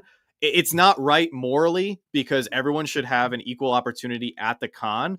However, he's not doing anything wrong. Not the company, because he doesn't work for the company, and whatnot doesn't have any, and Funko's not getting a kickback for it. No, it's not. I mean, Thrilljoy's getting a kickback by selling their product early, making $300. Yeah, what Thrilljoy is doing all around is wrong. Like, anybody who sells product early, like, perfect example, right? So there's Lego sets that get put out early all the time, and Target, Walmart, some of these places just, they put them out and you can buy them. Now, they might not be like, there's a big drop coming up for August 1st for Lego. There's going to be stores, Kohl's, some of, Meijer, some of these weird places, Costco, they're going to put out these sets prior to their August 1st release date. If you go and buy one of them and then go sell it on the aftermarket, and it's going to go for more because it's not out yet, more than retail, good for you. Like, you found it, you bought it legally. What Thrilljoy is doing is morally, ethically, like, it's every type of wrong, because it's their own product. A bad business practice. It's a horrible business. You're taking advantage of FOMO. You're taking advantage of your own community by selling to them a product for highly inflated values. And if you say, oh, I started at $1, I didn't know it was going to go for $500. You knew it was going to go for, absorbent amount of prices. You're selling something before your own release. If Savage was an employee of Funko, it would be a completely different story. But he is his own independent business. How he acquires things is how he acquires things, and how he sells them, as long as it falls in with the legal rules of whatnot and eBay Live and wherever else he chooses to sell, he chooses to sell by, that's completely fine. What Thrilljoy is doing, all around bad. There is not one justification, even if, in my opinion, even if there were to say, like, hey, all the money that we're making off our whatnot sales, we're giving to charity, I still don't think that's right, because what they're doing, like, using charity as a scapegoat, is not going to save them in this place. And I would always say this, and I'll say this, Pop Top New York, and everyone else in here, don't just say, well, I heard. Like, if you didn't talk to Savage himself, and Savage is a really great guy, a really great guy to talk to, really great supporter in the community. And John, he does. He gave away how many? Yeah, he gave us $300 to $500 pops for Toys for Tots, and he does it. He does it on a whim. Like, he does it like on a whim. He didn't have it, and he didn't have literally like sporadic in the moment. He let us auction off Chris Evans signed Captain America. It went for like $600. Like, and I'm just saying, like, he is completely defendable in everything he does, because he's not breaking any rules. Thrilljoy is breaking all the rules, and then just chalking it up to, rip the thrill, or whatever their catchphrases are, like tear into the thrill, or whatever it is. And they try to get people fired up. Whatnot is not the place to do. If you want to use Whatnot for that, give it away. Same amount of people will come on that stream. Yeah, just give it away. And you're giving away a $20 product. It's like if you have to make $300 off that $20 product because you're not going to sell your other product, then there's bigger issues with your product. If you have to do that to sell it to someone, just give it away. Like, literally have a stream. I bet you there'd be more people there if you said, We're going to spend the next hour showing off our new San Diego Comic-Con stuff, and then we'll give one of each of these away over the next hour. Come on out and hang out with us. I've seen that happen plenty of other times. If you know what they want to have and put their other picks in the buy it now or whatever like that, put them in there, or put stuff that's been out. If you want to sell a Gilman that's still out or a Joker that's still out, sell it if you want to and put it up there. If people pay, if you put it and start at $20, people pay $20. Maybe people want to open live and have someone sign it. That's fine. Like, but don't put a product that's not even out on the market up for sale for auction because you have control of it to hype the fake hype it up that is dropping in a week. Like, first, those people I could see easily give away some bucket hats. Yes, give away the bucket. Have some bucket hats. You must have some bucket hats in there, something. But I mean, and plus, I like you said to their party, like selling the tickets to the party like that. Like you could have just had a fan buy them. Why didn't you put it in the why they were not sale? included? Like, didn't they say they were sold out? Okay, they're so sold out. Sold so out? You could have had those. Unless you're going to give them away.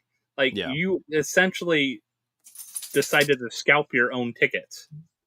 That's what you did. I do want to nip this in the bud right now. So Joe, I can tell you for a fact that Funko did not sell any product from San Diego Comic-Con or Fundays to anybody early. They don't even send product to Tristan to open and review. They did a couple years ago for New York Comic-Con. They sent him all the exclusives. If you guys remember, he did a big promo video and everything. But I can tell you for a fact that did not happen. And this rumor is circling the wagons because of pure jealousy. People see how well Savage does on Whatnot. They see his numbers. They see the crowd that he brings in, even though everybody says like, oh, everything goes for over PPG. If you go into a stream, everything does not go for over PPG. No. There is honestly some stuff that goes for ridiculous good deals. And he has stuff that's impossible to find. And he has stuff that's impossible to find. But I can guarantee you 100% nip that in the bud. That was just from somebody trying to start a rumor and get people spun up about him, and that's not the case. So, and I will say he's been always good to all his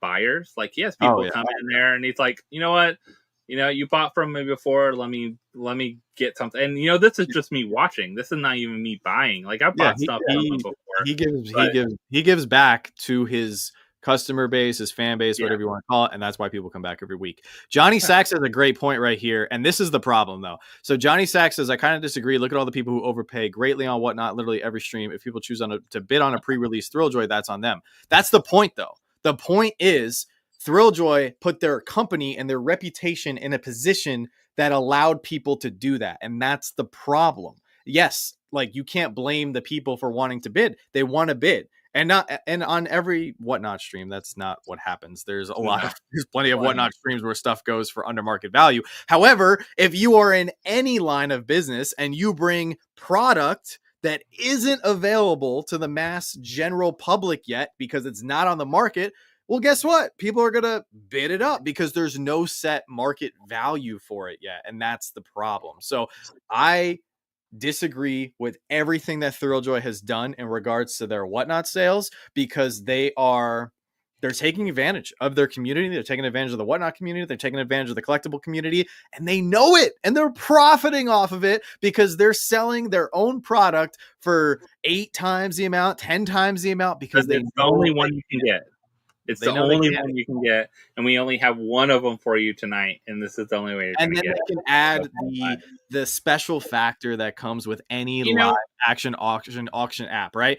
The entertainment factor, the yes, I will sign it for you, the yes, oh my God, you're the best. It's so great seeing you in here. Like that plays into it too. And then that will just cause people to bid more. I would have no problem with this if it was the day they dropped and they're available online as well.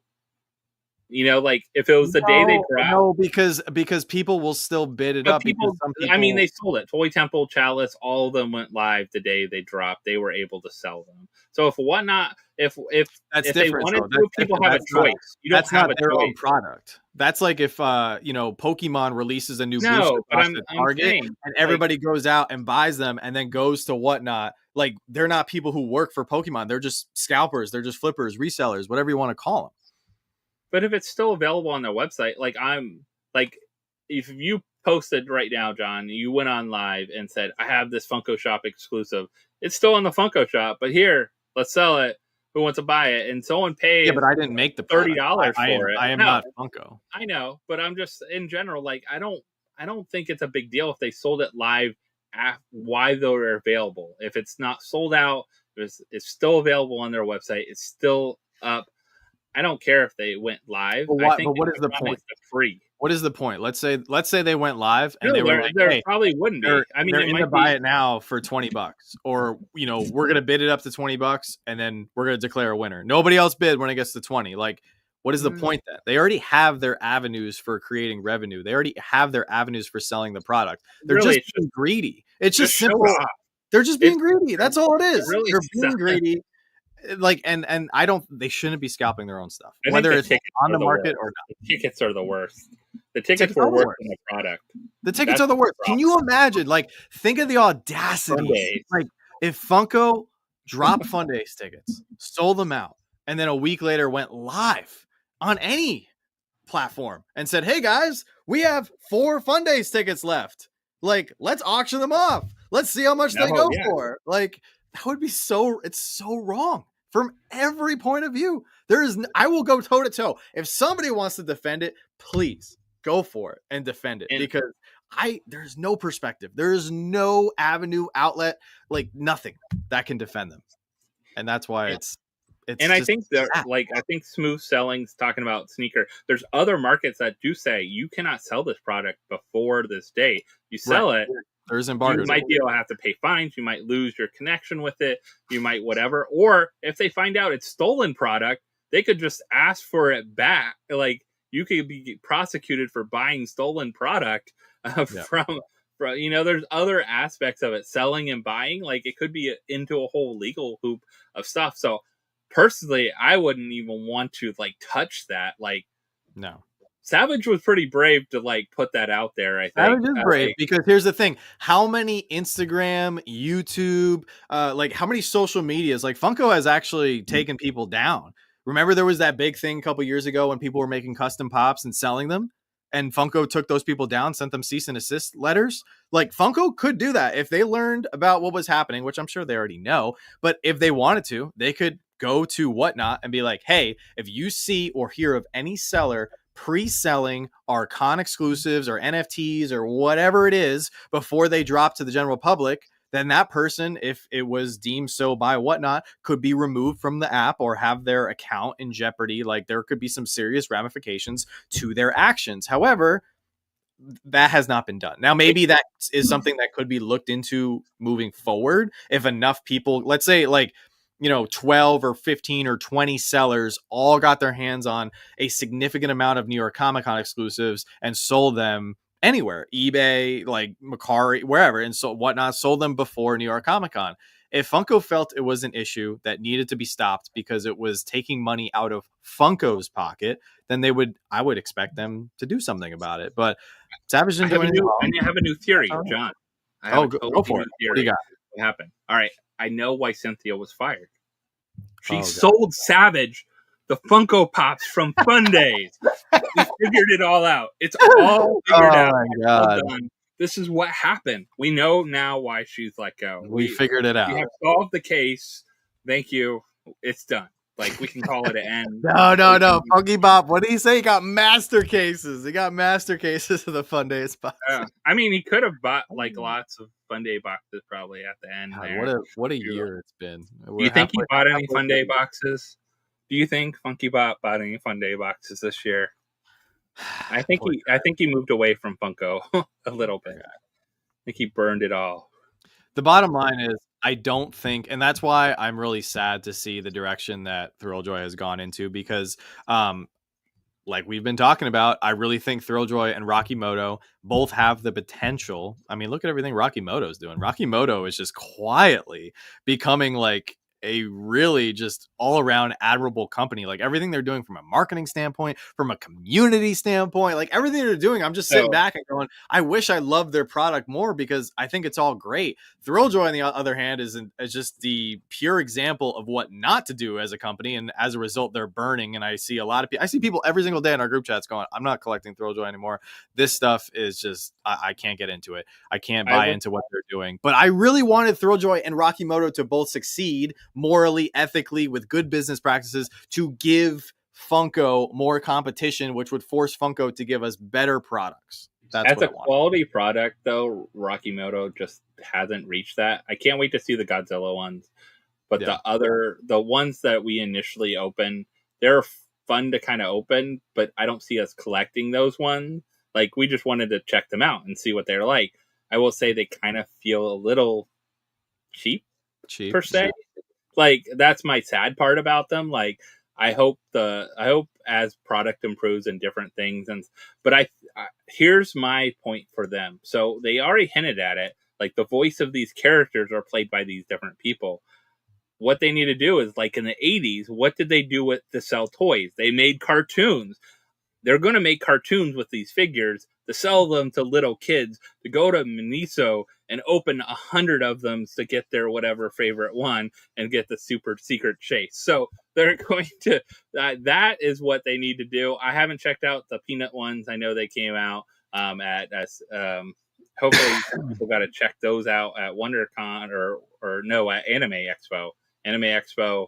I saw like Tristan open some and things like that. I think they're cute.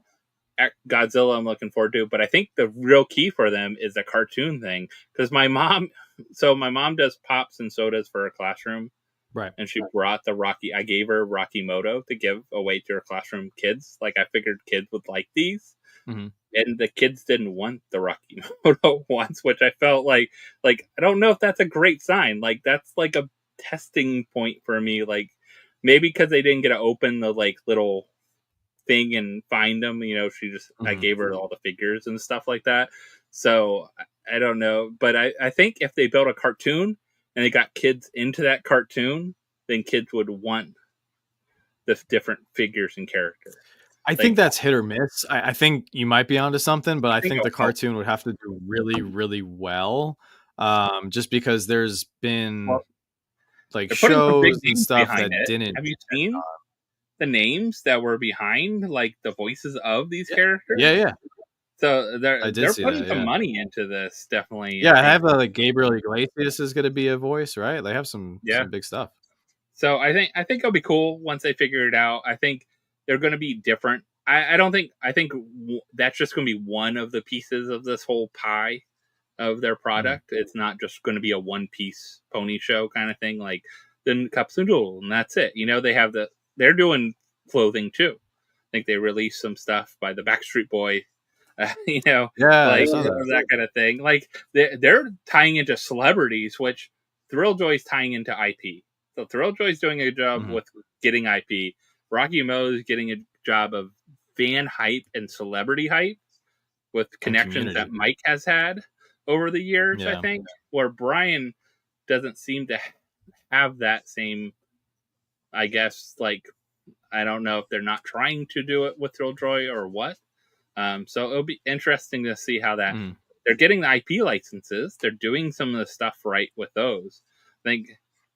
I don't think they'll ever get Star Wars or Marvel though, because of bobbleheads. I mean, never say never. I mean, they have to be bobbleheads though, right? They can't be figures.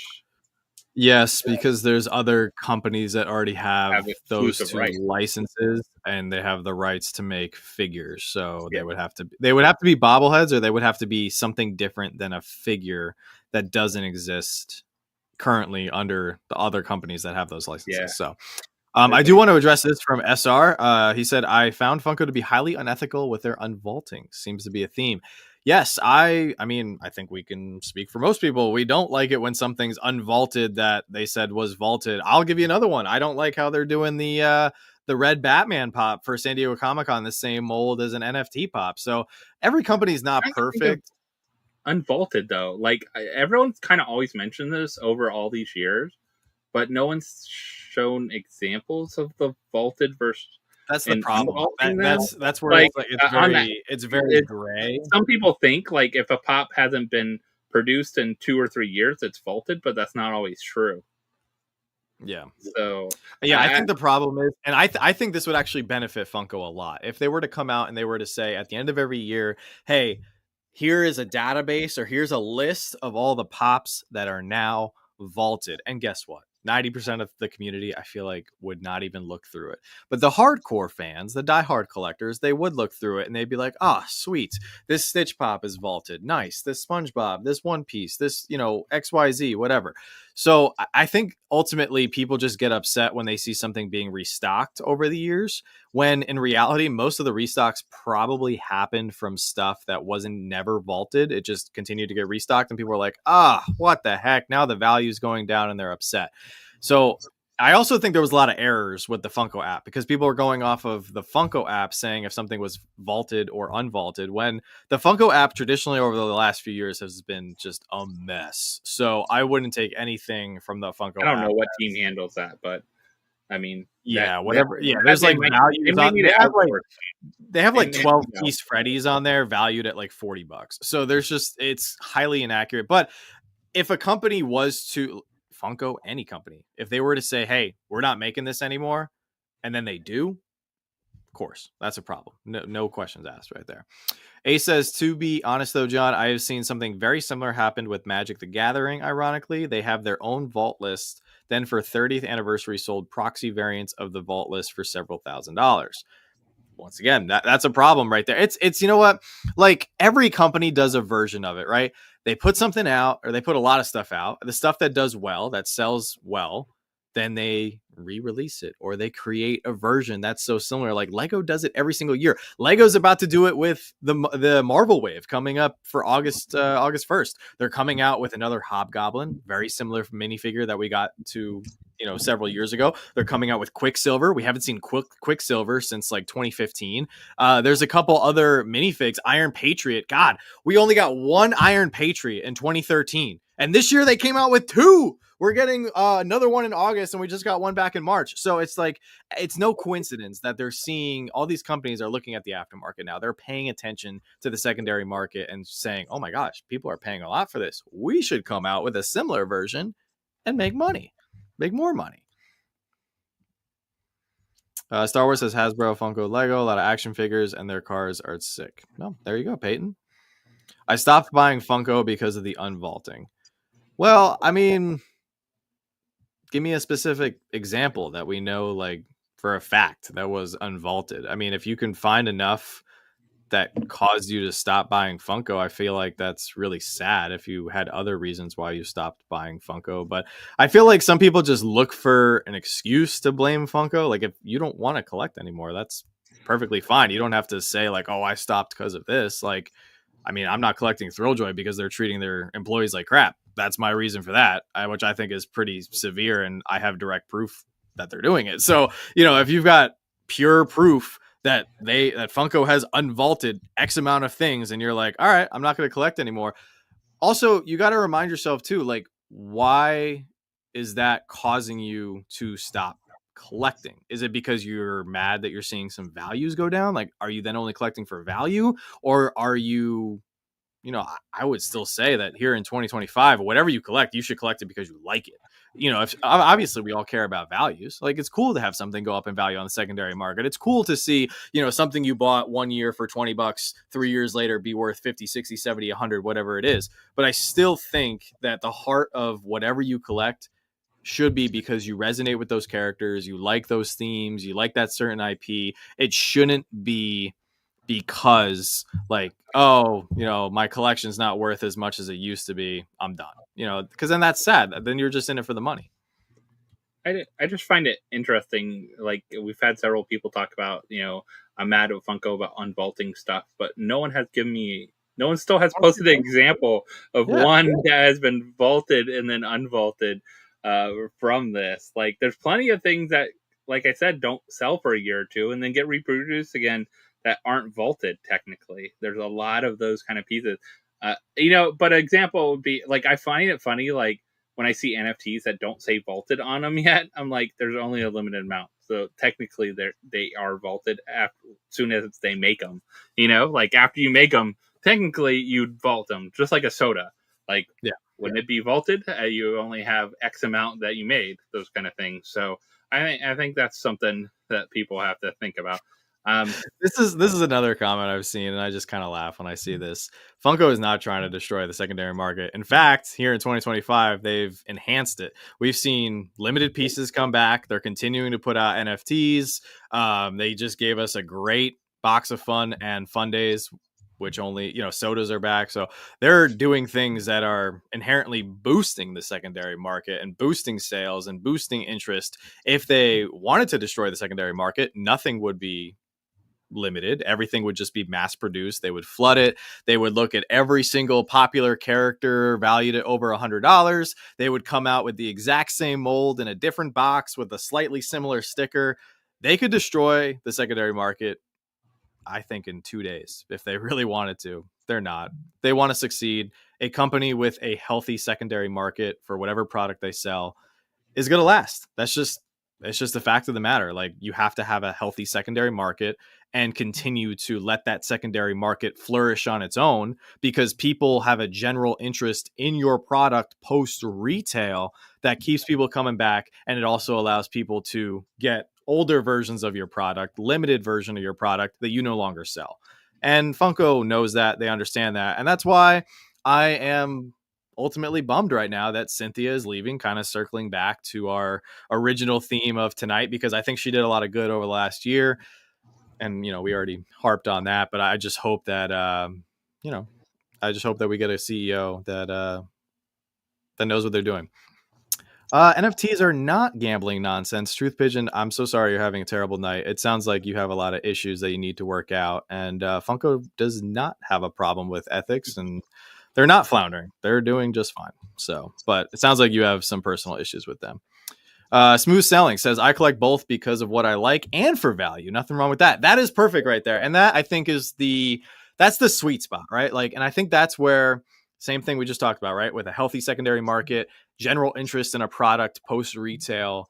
If you can collect something and then it has a little bit more value than what you paid for, that collectible is going to be around for a long time. Funko has been around for 25 years. There's other companies that have come and gone since Funko has started. So I anticipate Funko continuing to do just fine. They just have to every year, just tweak their approach a little bit.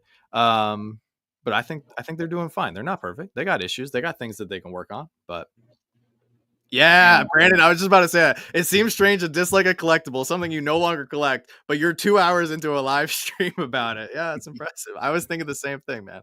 Riley says, kind of unrelated, but I really hope they keep doing Franny. I think she's incredible, and the disrespect on the Fundays Frannies is wild. The fact that you can find the glitter Wonder Woman Franny for less than $40 is criminal. Riley, I agree 1000%. I love Franny. I hope they keep doing Franny. Once again, credit where credit is due. Funko gave us our first Franny sodas. They gave us 50-piece Franny pops. Like, they did so much stuff for Fundays. And I'm right there with you. I want to see more awesome Frannies.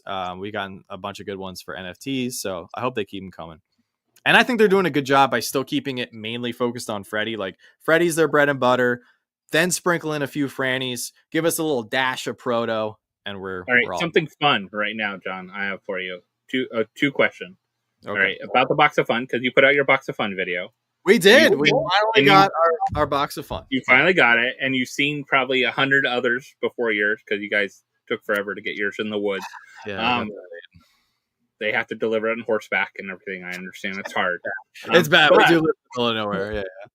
But okay, what has been? It could be show or online. What has been your favorite soda from the Fundays, and what has been your favorite pop from Fundays you've seen? Soda, that's easy. I love the Mac Freddy. The Mac Freddy soda is amazing. We didn't pull it, unfortunately, but I have one on the way, so I'm excited for that. And then best pop. Ooh.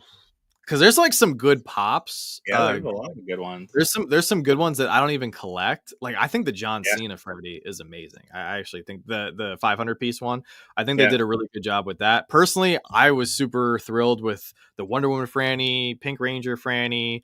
Trying to think, the Leonardo Freddy was good. Yeah. I loved all the sodas. Honestly, all the sodas were amazing, but they really came out with some Freddys out of nowhere. We got a bunch of we pulled the Dracula Freddy. I guess spoiler That's if you a didn't see great our one. video yet. That's it. But that was an amazing one. Also, another one that was a little bit unexpected was the Moto ones. Like those are great, you know. So yeah, Two-Face Freddy was awesome. Like, and that's why I'm so bummed that like what happened with Fundays happened, because we literally got a picture of the worst pops from the box of fun the day after the box of fun dropped. And I feel like that, you know, that killed the hype for 24 hours. And then Friday came around and all the hype was back, you know? So I think the Green Lanterns were easily the worst part of the box, but I just like 90% of the box was fire. Like they just did something. What about you? For me, Protozilla Glow from the soda was probably the best soda. Yeah. I just love the look of it, and the glow is really good on it. I do like the mech ones. If I had to choose from the online box, I would say one of the mech Freddys. Actually, it might have been the other one that does. I don't know which one I like best. I think I like the one because we got both of them in our boxes.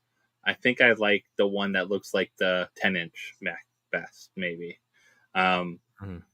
Then if I had to choose pops from in person, online, I would choose a metallic Leonardo. I think it just looks great. Metallic on it's perfect. Yeah, it looks good. It's enough change of the mold where it's not crazy change of the mold, but looking good. I'm trying to think of in person what would be my favorite out of those. I still want to get, like, if I was lucky enough to get the black light Michael Myers, bloody Michael Myers, I think that's an awesome looking pop. The black light Michael Myers. For some reason, the black light. Yeah, they crushed it, and it's so good. Yeah, Steven hit the nail on the head, man. We literally had the worst pops all league prior to going into Fundays. Iron Man Freddy, Pinocchio Freddy, and the Lantern. They were all the laziest Freddys. It was to trick people so they didn't sell out right away and everyone could get boxes and be happy.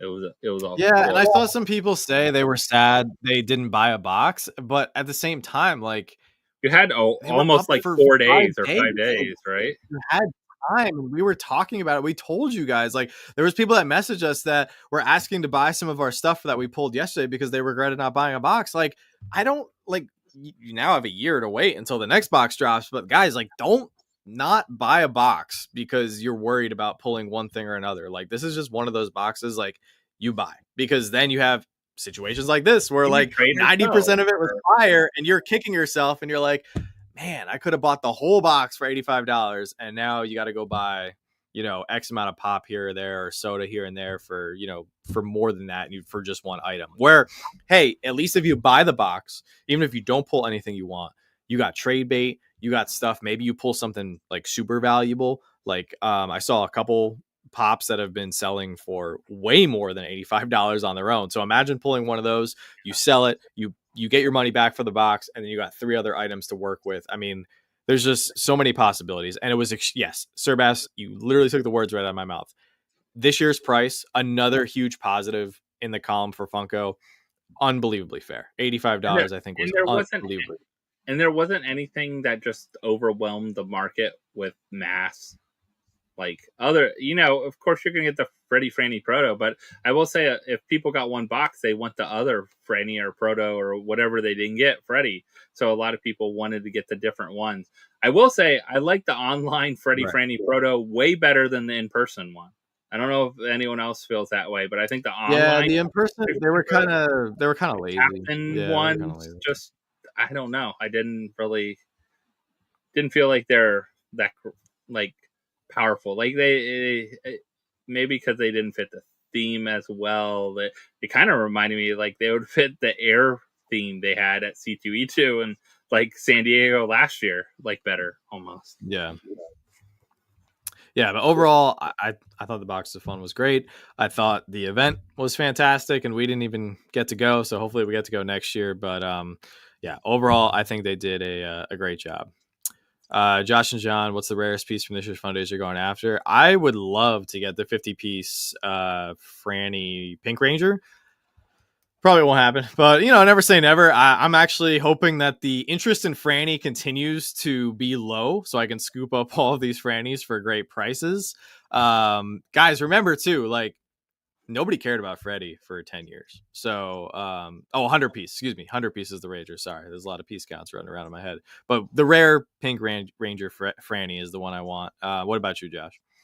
I already got one of the pieces that I wanted, and that was there you go. The lowest soda ever made. 250 pieces. 250 Name a soda lower than that. And so I got the Franny 250. I bought that early on because I'm like, that is the lowest. Like, people don't realize how low that is. Like, compared to like chases and like other ridiculous chases that are super pricey. That is a low soda, even without the chase component to it. Pop wise, the rarest piece, I don't know. I'd probably eventually maybe try to get that like Blacklight Michael Myers. Like, I don't. Yeah, the 150. Oh, that's pretty good. I mean, if the right opportunity came, maybe. But I mean, I have some good trade bait too. Someone has. Dave says, "Why spend $85 if the only thing that interested me was the Kaiju Proto?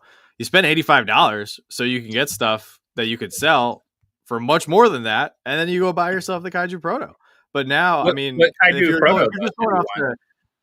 you're just going after the Kaiju Proto soda, you're probably only looking at like $25-$30. But I think that I think if you missed out on a box, this year just because you were on the fence or you were just listening to the negative side of the community, like I think that was a mistake. So playing devil's advocate. Ooh, there we go. What factor other than it being a Franny makes you want it and like it more than the Iron Man? Both are head swaps. Now I do love both and have both, just curious. So that's a good point. And okay, so this is my reasoning for that. I want to complete all the Freddy Rangers again.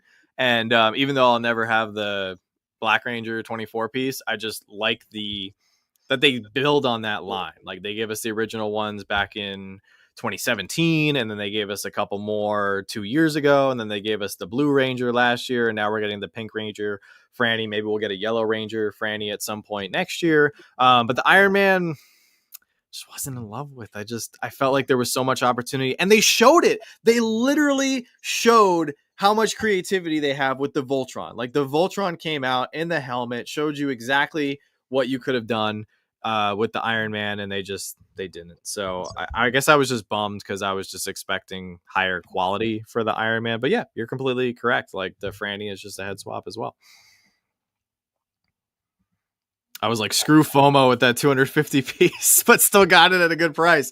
Pipsqueak, when sodas come back in full force, I have no doubt that these very low count, even if they don't, it's still like there's still going to be always soda collectors. But I know Pipsqueak, you're not going to sell. It doesn't matter. Like you're not going to sell it, so just enjoy it. I mean, if you bought a second one, then at a low price to keep to sell later, that could be an investment piece though too.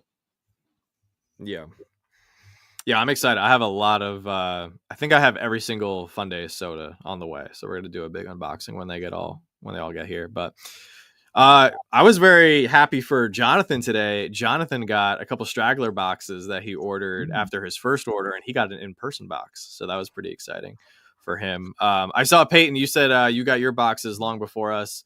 Yeah, for whatever reason, ours just got delayed. We ordered 4, and for whatever reason, they got stuck in transit. Hey, for a while. I got one on the. We did drop that video yesterday. Yeah, there you go.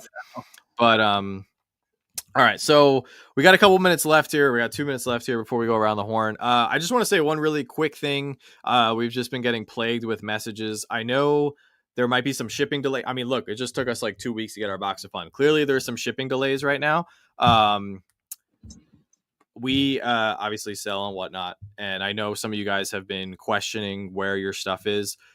please don't message us every single day, like asking us where your stuff is, because we don't have any insight or access to anything that you guys don't have with the tracking number. If, we drop the boxes off immediately or as fast as we can with the post office, if they don't scan it in or it's not moving, like, we have no control over that. So there's just been a couple people who just message us every day, and I understand your concern. Like, I am truly vested in the transaction. Like, I want you guys to get your stuff efficiently and on time, but I have no control over the post office. So there's just been a couple people plaguing us, and there's a couple people that will literally message us on Instagram, they'll email us, and they'll message us on Whatnot. Like, you don't have to do that. We monitor all 3 platforms. Like, we get back to you on the first platform that you message us for. So I just want to throw that out there.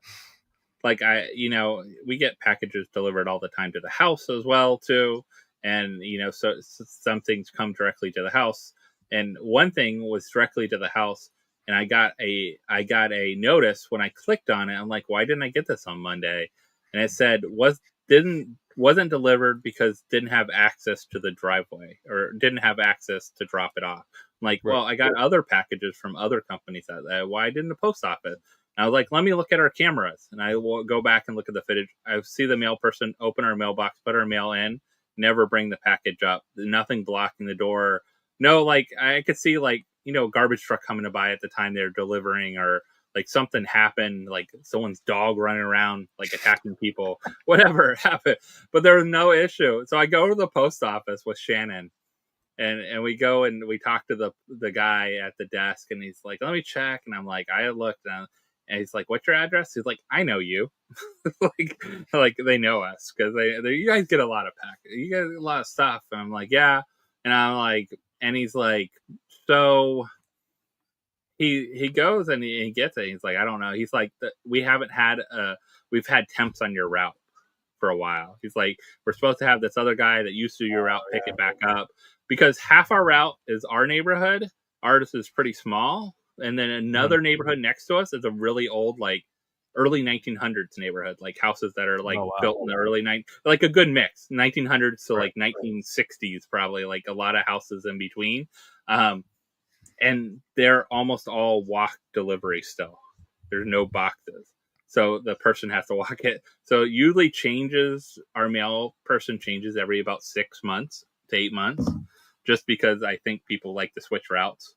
But the one guy asked to have it back, so hopefully we get him back. But that kind of stuff happens too. Like, no reason for it, just like someone too lazy to walk up to the door and drop off the package that day because they're a temp. They're not a regular person. And there's other things like I will say though, if you order from Funko, you order directly from Funko, you order 1 or 2 pops, it only comes through, like, a lot of times DHL now. If you order a bigger order, it actually, like, anything over like that 5-pound kind of mark comes through UPS. UPS comes twice as fast as the DHL stuff from Funko Shop. No. I've learned, like, so place bigger orders and it comes faster. That's all. Yeah, another thing that I know, this probably doesn't apply to anybody in here, but there's no mail on Sunday. So we've been doing the Friday auctions, and then our post office closes at 12 noon on Saturday. So I work as hard as I can to try to at least get half the auction in the Saturday pickup. And then latest we have everything going out is Monday, maybe like a straggler box or 2 going out Tuesday morning. But we get everything out as quick as we can. But I guess because of the, there's no mail on Sunday.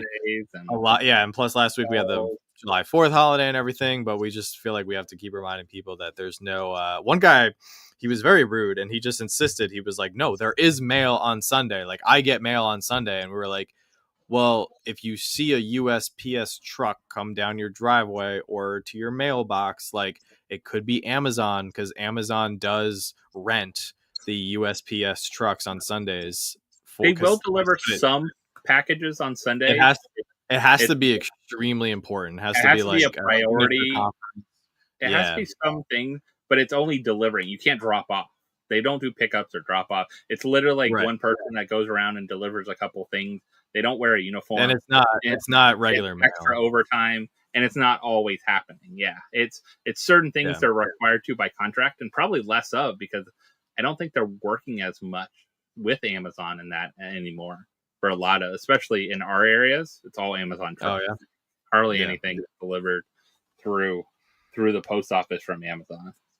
They got all their electric. But I just want to get that out there. I know the people that we're going, that we get the messages from are not in here. It's just a lot of people. I get it. Like they're excited, they're impatient, they want their stuff, and believe me, I want you guys to get your stuff. But Josh, why don't you sign off here? We're already over the 2-hour mark. If you want to let everybody know what you got coming up.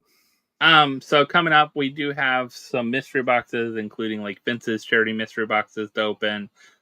We do have a couple other like mail call things that will be opening throughout the week this week. I was trying to think if there was something in particular this week that was coming up, but I think that's mainly like mystery boxes and mail calls. So those kind of things. NFT drop too will probably come up this week. So you'll see that. Thundercats, don't forget, with some fire pops on Tuesday. So we got the NFT drop on Tuesday. So you'll probably see a video Wednesday or Thursday from us with our NFT battle. And then probably no whatnot this week unless something fun pops up. But the week after, we have our big anime. So if you are an anime fan and you're looking for anything from Demon Slayer to Dragon Ball to One Piece to, I have chases, autographs, rare things to find, all kinds of good things. So, and then some regular pieces if you're just looking for stuff to pick up for good deals too. So you want to check out, we'll have our anime auction at the end of the month there, or last Wednesday of the month. And then of course, we do have our charity auction coming up at the very end of August. So if anyone wants to send anything over, please reach out to me. We appreciate any kind of donations and putting everything together. We are again getting up to $5,000 matched through Addition Financial. They're matching ours pledge of $5,000. So up to $5,000 they're going to match to make it a $10,000 endowed scholarship. And then of course we can go above and beyond that as well too. So some great things coming up with that at the end of August, and it'll all go to veteran support programs. So it'll be like not just scholarships this time. We're doing program endowment, so we can do it. It could be emergency funds for veterans that are at the college. It could be for programs they want to support veterans at the college, all kinds of different things. So we wanted to kind of open it up, not just for scholarships, other things that happen in life for veterans that can support them, that why they're attending and going back to school. Nice. That's awesome. Good night to everybody who's exiting the chat. I really appreciate you guys coming out. I also just want to say thank you. We had a very successful first live stream on the Lego channel a few days back. So thank you guys for coming out to that. And we had a great live stream here on the Pop channel that it turned out to be like a full San Diego Comic-Con breakdown and discussion, but that was a lot of fun. I actually have a big Lego video dropping tomorrow in regards to that. I'll give you guys a little hint for those of you guys who are still here. It's connected to the Superman movie, so I'm pretty excited for that. And then we'll of course have more Funko videos dropping. I actually have 2 really spicy Funko videos in the works that Joanna and I are working on. So we're hoping to get those out here in the next few days. If you guys didn't see, we finally opened our 4 boxes of fun in yesterday's video. And Joanna and I had such a blast the other night doing the live streams. We definitely want to do more shorter live streams, and so we can interact with everybody, because we love doing the live streams. They're a lot of fun. We love doing Pop Force 1 every single week. But we have an auction tomorrow night. If you guys aren't doing anything, we just got in. I'm probably going to be pulling an all-nighter tonight because I still have a couple of videos to finish. I got to finish up editing. And we just got in a huge collection that I'm going to try to inventory most of and get available for tomorrow night. So I really appreciate all the support, guys. We're actually still in the process of doing renovations. For those of you guys that don't know, we're just renovating other parts of our home that need to be updated. It's not really exciting. It's like bathrooms and bedrooms and stuff. It's not really appropriate content or anything, but that's why we're still hustling a little bit, and we're just trying to keep cash flowing all the projects that we have. So the support is unreal. It really means the world. And to those of you guys who are now watching both of our channels, it really means the world. So got anything else, Josh? I do. I have a video name for your video for renovating the bathroom. John's John. Oh, God. No, God, do no. it. Do it. All right. No, Well, and I absolutely just not. want to say we appreciate everyone's support. It does mean the world to us. We've been doing this for 5 years, everyone. 5 years. It's crazy. And we appreciate everyone's support, every bit of it. We just Yeah. realized how old we are when we said we've been doing this at least 1/3 of the time Funko Pops have existed. So that's just to let you guys That's know. crazy. Absolutely crazy. But good luck this week with anyone getting NFTs. I know a lot of people reach out and talk to me about NFTs, so good luck with anyone getting those. And I might have something special planned because I think I want to go after something really cool and unique for the NFTs. So maybe I'll tell John about it after the video. Oh God. Pop Stop, enjoy Collecticon, man. I wish I could go, but we're still slammed here. But anyway, you guys are the best. Thank you for everything. I see Misa hanging out with us. Misa, you're amazing. You're the best. But guys, we hope to see you tomorrow night and on all of our future videos and live streams. With that being said, have a fantastic weekend. Go enjoy the new Superman movie. And as always, don't stop shooting until you score. Bye, everyone. Vince.